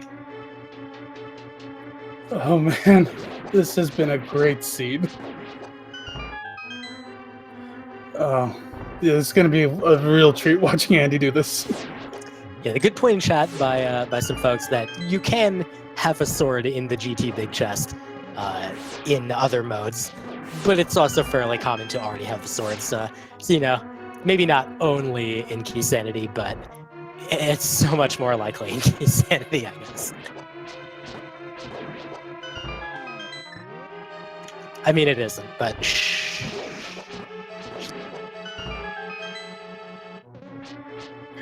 Also worth noting, it's going to end up being a bootless seed. Dude, it's right there on the Bombos tablet, and he can go get them right now. Ugh, bomb upgrade for Zaphod, unfortunately. Would have been really nice if he could have skipped the entirety of GT Basement, but alas, no such luck. In either case, this lead for Andy is almost certainly insurmountable, and it's going to be a while because Zaphod is also going to Eastern right now.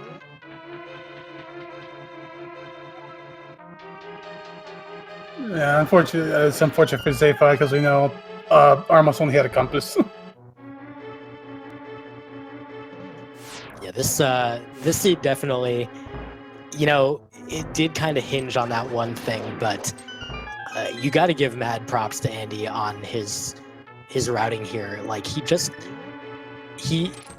could say that he got lucky because he chose to go up to Death Mountain after having done Village of Outcasts. But at the same time, they didn't have the lamp at that point, so it's still out of sequence. So choosing to do that that overworld stuff that was more in sequence before going up to Death Mountain proved to be the advantage for Andy. Sometimes following that sequence that really gets you that that advantage. Other times it doesn't, but in this case, yeah, Andy was able to take advantage, and here he is with the massive lead. By the way, he just did all of GT in the last few minutes.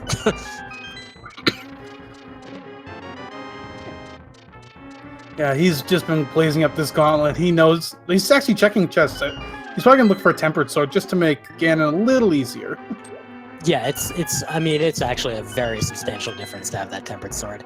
But if he doesn't find it, he will be able to finish the fight with Master Sword only. Just it's slightly nicer not to have to. Only one chest left that he can actually get it from now.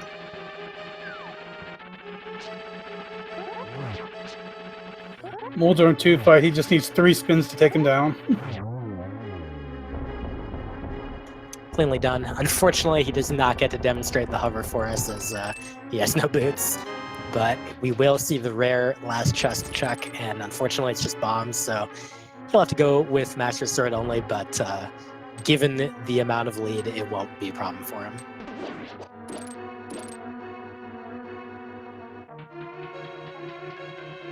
And I mean, really, it's a quarterfinal match, and in a tournament where the times don't really matter, so all he wants right now is to finish first. That's really all that matters. Absolutely. Just get through this seed, get to the next round, and keep going in this tournament. Just to remind everybody, the winner of this match moves on to the semifinals to a best of 3. The loser is out of the tournament. There's a triple to wrap up Aga 2, so very nice job by Andy. Zaphod is finally heading to the Mire area. He's going to be getting his 2 compasses and then mirroring to Checkerboard Cave to pick up his TT Big Key, and then he'll be in effective go mode, and then he'll do his Ganon Tower stuff. So we'll get to see that in just a bit, but for now, let's focus on Andy, as he is going to be doing his Ganon fight with Master Sword only. With this, you need to do some spin attacks in order to be able to even damage the boss in the first couple phases.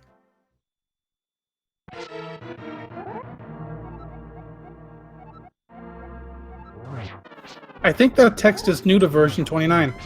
I haven't seen it before either. I'm going to try that right after this race. I'm going to try humming with my nose plugged.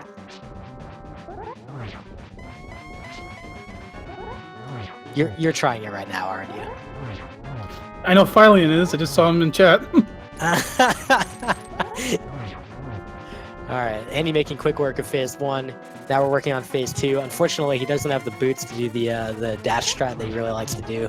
Oh, but he gets the perfect position in the top right, so he should be able to finish off phase 2 now. Zaphod picking up the Thieves Town Big Key, so he'll head to finish that up. It looks like Andy... Oh, look at that dodge. Phase 2 is over, and we're on to phase 3.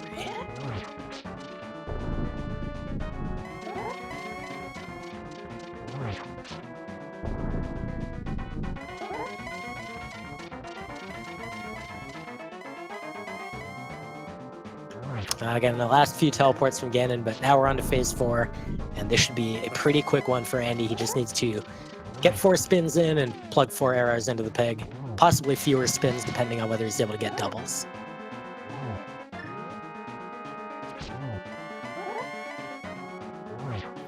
And he makes us worry for a second there, but he gets him down. That's it. 4 arrows in the pig, and he is done. Congratulations to Andy. He is going to take the victory here in his first of the 4 quarterfinal matches. And his official SRL time, as he's going to walk in the door right now, 1 hour, 42 minutes, 39 seconds. GG.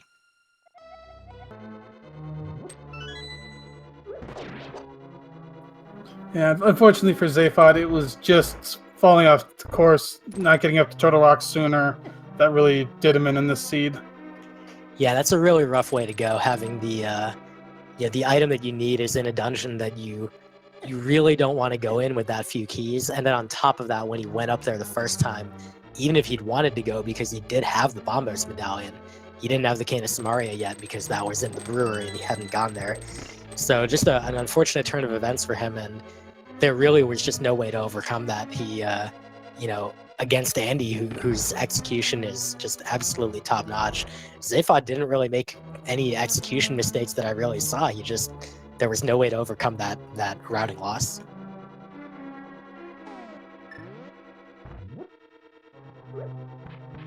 And we are now joined here in chat with Andy. GG, Andy. GG. Yeah, congratulations on the win. Just start off by telling us what your thoughts on the seed were. I've never been teased so hard in my life. All right, we have to ask the question to start. That GT big chest. Oh my god, I was getting really nervous because I was like, I don't want to go upstairs without a Master Sword.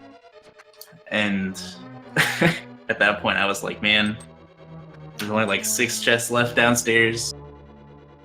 I was debating whether I was going to skip tile room or not. Oh my god. That was definitely something. Oh my goodness. I'm gonna go ahead and kind of spoil the like main turning point of the race for you and take you back to way earlier. You went into Turtle Rock, your first trip up to Death Mountain. You had the Canis Maria, you had Bombos, but you only had like one small key, and you went on in and you got the flippers. And Zaphod unfortunately did not do that. And I wanted to ask about that routing choice. When you got access to the Dark World, when you had so many items early, access to everything, what caused you to think, okay, I'm gonna do these things in this particular order? At that point, I could beat Hera, I think, and I had like full access to all of Death Mountain. So I was like, all right, I'm just gonna sequence break. I don't have the lamp or the flute yet, but I can beat a dungeon. I can check a bunch of stuff, and I have stuff to get into Turtle Rock. If Turtle Rock is Bombos, I'm gonna go with it. and then it was, and then I got flippers, and then I found out that the flute was freaking flipper locked. So I was like, all right, I don't have to worry about that anymore. Yeah, it was an interesting sequence to be sure. Unfortunately, that's the thing that basically got Zaphod, because he couldn't go up on the first visit because he did not have the Canis Maria from the brewery, and that was unfortunately basically the deciding factor. You guys both played really well. You routed pretty similarly, except for that he hadn't chosen to go to Village of Outcasts before that point. But he does wrap up Thieves Town now, so he is done with his dungeons. He's going to go to Ganon's Tower and have a fun exploration of the basement now. I'm guessing he does not have another sword either. That's correct. I wonder where they were. I was just upset that I knew where boots were for the longest time, and that even altered my play. Like, I did Swamp and then Darkness and Eastern, because that was just more of a item volume than Ice Palace. So Ice Palace is the better play by a long shot. But I was like, I just want a sword. I want to go get my boots. and then I even did Escape super late for no reason, just looking for a sword. That was hilarious, dude. Like an hour 30 in or whatever, we saw you going to Escape, and JP is like, oh yeah, he's going to Escape the first time. I'm like, what? How? Well, at that point, I also didn't know if I needed to beat Palace of Darkness or Mire, because I had no idea. Oh, interesting. So, I mean, I should have done Pod either way first, regardless, but what a roller coaster. Yeah, I'm trying to think of kind of like where to even go with the questions, but like aside from that, you know, kind of the weird plays in the middle, I mean, the seed gave you so much so early. That was really weird. Yeah. You had 3-minute Titan's Mitt and full Dark World access at like 5. Yep. It was definitely an interesting seed. I was really bummed that my like 4.5 heart miracle spike cave didn't pay off. I didn't think that was actually gonna work. I was frames away from dying. I want to go back and watch and see how close I actually was, but it was really close. Dude, you had so many iframes. Come on. I don't know about that, man. Yeah, I think that was another great moment in the seed for us, watching you open that chest after nearly dying in Spike Cave. I was so disappointed. The single arrow. Oh man. So ultimately, you know, we ran this as the first tournament race on V29, and I guess I'll just ask: did you have any chance to play V29 during the development? I played one of the new standard V29s, and that's it. Did you find that there were any like noticeable differences to you in the play of this seed versus, like, you know, obviously it's hard to say from one seed, but did anything kind of leap out at you? Besides, I don't think I've had a Key Sanity seed where I haven't had Master Sword going into Ganon's Tower. So other than that, not really. But Key Sanity, it's hard to gauge because you kind of just check everything no matter what. You don't really base decisions on like stuff you would in open mode. By the way, Zaphod chose to go right, so we're going to see these 4 chests and see if maybe there was a sword over there. Oh, baby. I gotta think that there was at least one sword in Mire and potentially another internal rock like on Laser Bridge or something, but here we go. It's a full heart container, a piece of heart, 300 rupees, and a master sword. So there you go. So there were 2 swords in Ganon's Tower, but you made the choice that made chat very happy. Yeah. I'm Why not is gonna lie, that? we were dying. Like I've never seen the Ganon's Tower big chest actually be required. Oh man. I've gotten boots in that chest before, but never a sword. I think the biggest thing I've gotten from that chest is silver arrows once. I think I checked it once and got mirror, but that's about it. I don't think that was in Key Sanity. That was like ages ago in an open mode or something. Also, left side Ganon's Tower gave you literally everything, and I was shaking in my boots because I got Ice Rod, I got Turtle Rock Big Key, I got Mire Big Key, I got the shovel. And I was like, man, if there's no sword in here, I have so many decisions I can make. This is gonna be terrible. Yeah. Like early in the seed, you actually had a lot of decisions to make too. When you had all that access at Dark World 5 minutes in, so when you had so much to check, what do you do? How do you prioritize that? I really hate diverging off of the standard early game route, so I always do that no matter what, and then I vary it up depending upon what I have. But at that point, I had mitts and hammer and hook shot, so I was like, let's just do Hype Cave, do the whole south loop into Thieves Town, into Skullwoods, because I can beat it. I really like my Skullwoods routing, actually, without Mirror. And then go to Death Mountain. And by the way, I don't think you checked the pedestal, but in case you're curious, the powder was at the pedestal today. Oh, nice. Too bad Bat didn't have anything good for my nice fake powder. Yeah, you both ended up fake powdering, which ended up being worthless. But there was a brief moment where like, can you actually just sequence break the entire pedestal in this seed? And then it turned out worthless, so it didn't really matter, but that would have been quite something. Well, Andy, I believe your next opponent is the winner of the Pika Pals and Problems IRL match. Do you have any thoughts about those players and which, if either, you would rather end up going against? They're both really good, so I'm gonna say Pika Pals because he's also in Mystery Tournament top 8, so he'll be distracted, and that's gonna be better for me, obviously. Flawless logic. Well, while we've been chatting, Zaphod has made his way up Ganon's Tower, working on the lamp rooms right now. So taking it easy with the lamp here, didn't get a magic refill on the way up, but no problem since half magic makes it pretty tricky. So I think I've had 4 of my last 5 Key Sanity seeds have Mirror and Hera. So that was funny for me. Oh, Pika Palace wants to clarify, Mystery Tournament will be over by the time he'll go against you, so, you know. So Pika Pals is gonna win Mystery Tournament and then not even care what happens in Key Sanity. Or he's gonna lose the Mystery Tournament and want to take all of his revenge out on the entire rest of the Key Sanity Tournament bracket.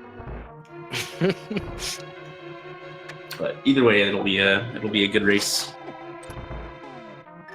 Tell me, since you're a big, not only randomizer player but also vanilla Zelda player, like you have a ton of experience with this game. You're obsessed with it to an unnatural extent. What do you think about Key Sanity compared to other modes? How have you liked it, and how have you liked it as a competitive mode too? I liked it a lot more than I thought I was going to from the start. I really like it as a mode. I don't think it'll ever trump open mode as best randomizer mode. I just don't think it'll ever be possible to trump open mode anymore.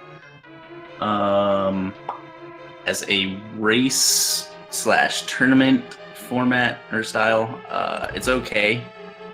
It can be really bad when you're like when you're looking for like one item and then you have like 8 different one-off locations, and it's just like, okay, whoever picks the right one first is gonna win. And that's kind of stupid. But if that doesn't happen, then I like it a lot. I think that might have been a triple on the first phase of Aga 2 by Zaphod, but now getting a double there. That was a kind of an awkward position by Aga, but should be able to wrap up the fight right there. There it is. I think his triple might not have counted because it looked like 3-1-2 after the third cycle, but Aghanim was still alive. Yeah, not too bad of a fight though. Andy, of course, was able to wrap up with a triple. Zaphod just getting one-upped that one little bit by Andy, but he will be now coming into the Ganon fight. And we'll be doing the same fight with the Master Sword and Silvers. So we'll see how he handles the spins of the first 2 phases. My Ganon fight was also super spicy. You had a very nice little dodge in between like the fire bats on one of the rings. That was really cute. Oh yeah, go back and check your Ganon text. Did you actually try to do that? What Ganon suggested? I didn't even see. I was not focusing on the Ganon text at that point. He asked, "Do you know that you cannot hum while having your nose plugged?" Did you know that, Andy? Well, I didn't. Let me try it out now.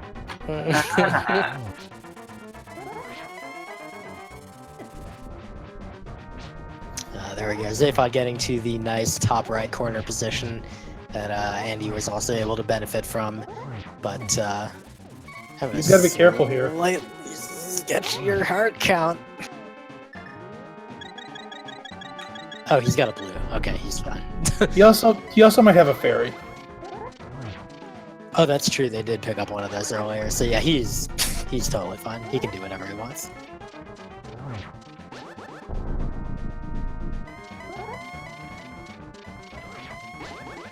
Alright, as we saw from Andy, just a couple more teleports left, and then Zaphod will get his 4th hit.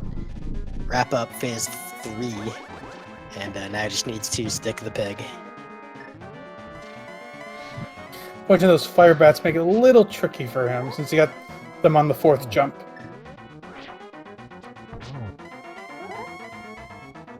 Yep, but now he's fine. Recovered a little bit.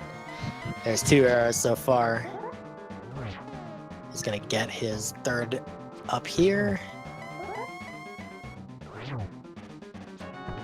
And this is it, number 4. Zaphod will be able to finish up, so GG to him.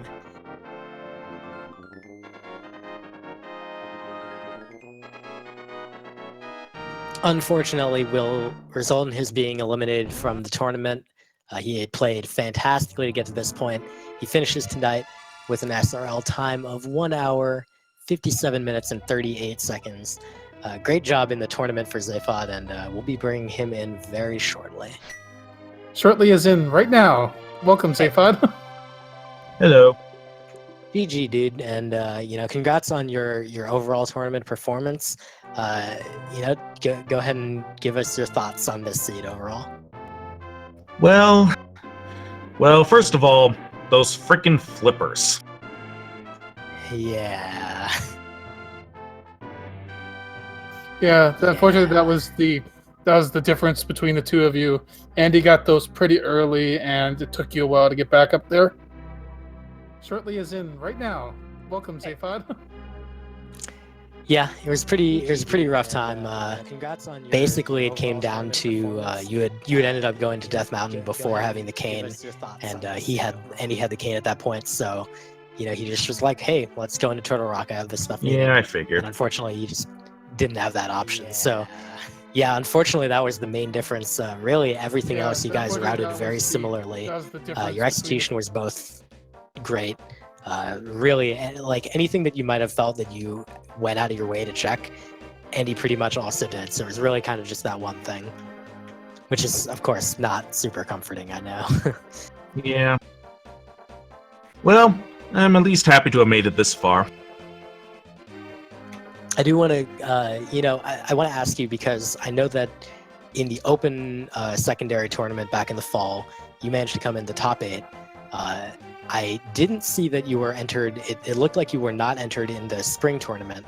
So I have to ask, like, how long have you been with Randomizer, and like, how quickly have you gotten to this point where you're already top 8 in 2, pretty challenging tournaments? Well, I first downloaded and started playing the thing about a week before the final qualifier for the fall tournament. So not very long at all. Holy crap, dude! Really? Wow. That's pretty crazy. So, like, in that tournament, you went 3-1 in the group stage. You managed to make it to top 8. Like, do you just play a lot of seeds? Do you do a lot of the simulator? Like, how have you approached working on Randomizer and just getting better and more efficient at it? I just basically do a run almost every day. Mainly offline practice and whatnot. Man, that would do it. Dude, there's nothing better than just play the game to get better at it. Yeah, top 8 out of what, like 200 plus of this tournament is pretty solid. I won't drag it on too long, Zaphod. Obviously, not everyone after taking a loss really wants to, sit around and chat for a long time. And I'm sure you'd like to get on with your night. I will just ask, we did go to version 29 in this seed, and I wonder if you have any specific thoughts on that. Did you notice anything that felt different about the seed at all, or did you have any hesitation when they asked if you were willing to switch to that for this race? Not really, actually. Cool, that's good to hear. JP, you have any further questions for either of our runners tonight? Well, how did you feel about just going through that seed with just Fighter Sword almost the whole time? I know. I was saying those boots were just available, visible for so long. I was just saying, come on, there's got to be a sword to bring here. No, there's got to be one in here then, and it just kept on going. So you and Andy each found your Master Sword in different locations.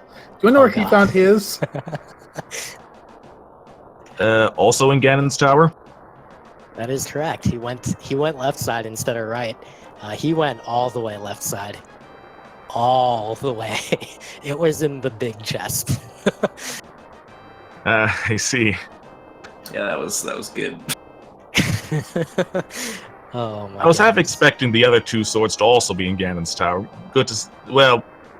I see that at least one of them was. Yeah, we don't know where that other one was. The It'll only- be lost to the ages. Probably The in only- Mire or something. Yeah, the only chest we didn't see in Ganon's Tower was the tile room chest. Dollars to donuts. That was a sword. But yeah, I mean, who knows? But in any case, we'll go ahead and wrap it up. Andy, congratulations on your victory. GG, dude.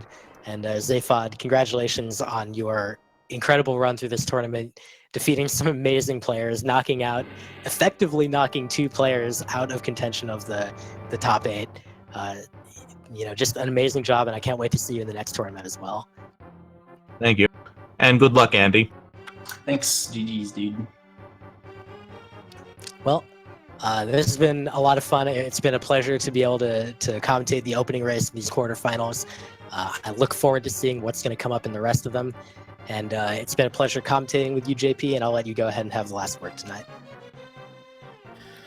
All right, make sure to continue to turn in for the rest of the quarterfinals. Our next match is tomorrow at 5 p.m. Eastern. We will have Fioremi facing off against Christos Owen.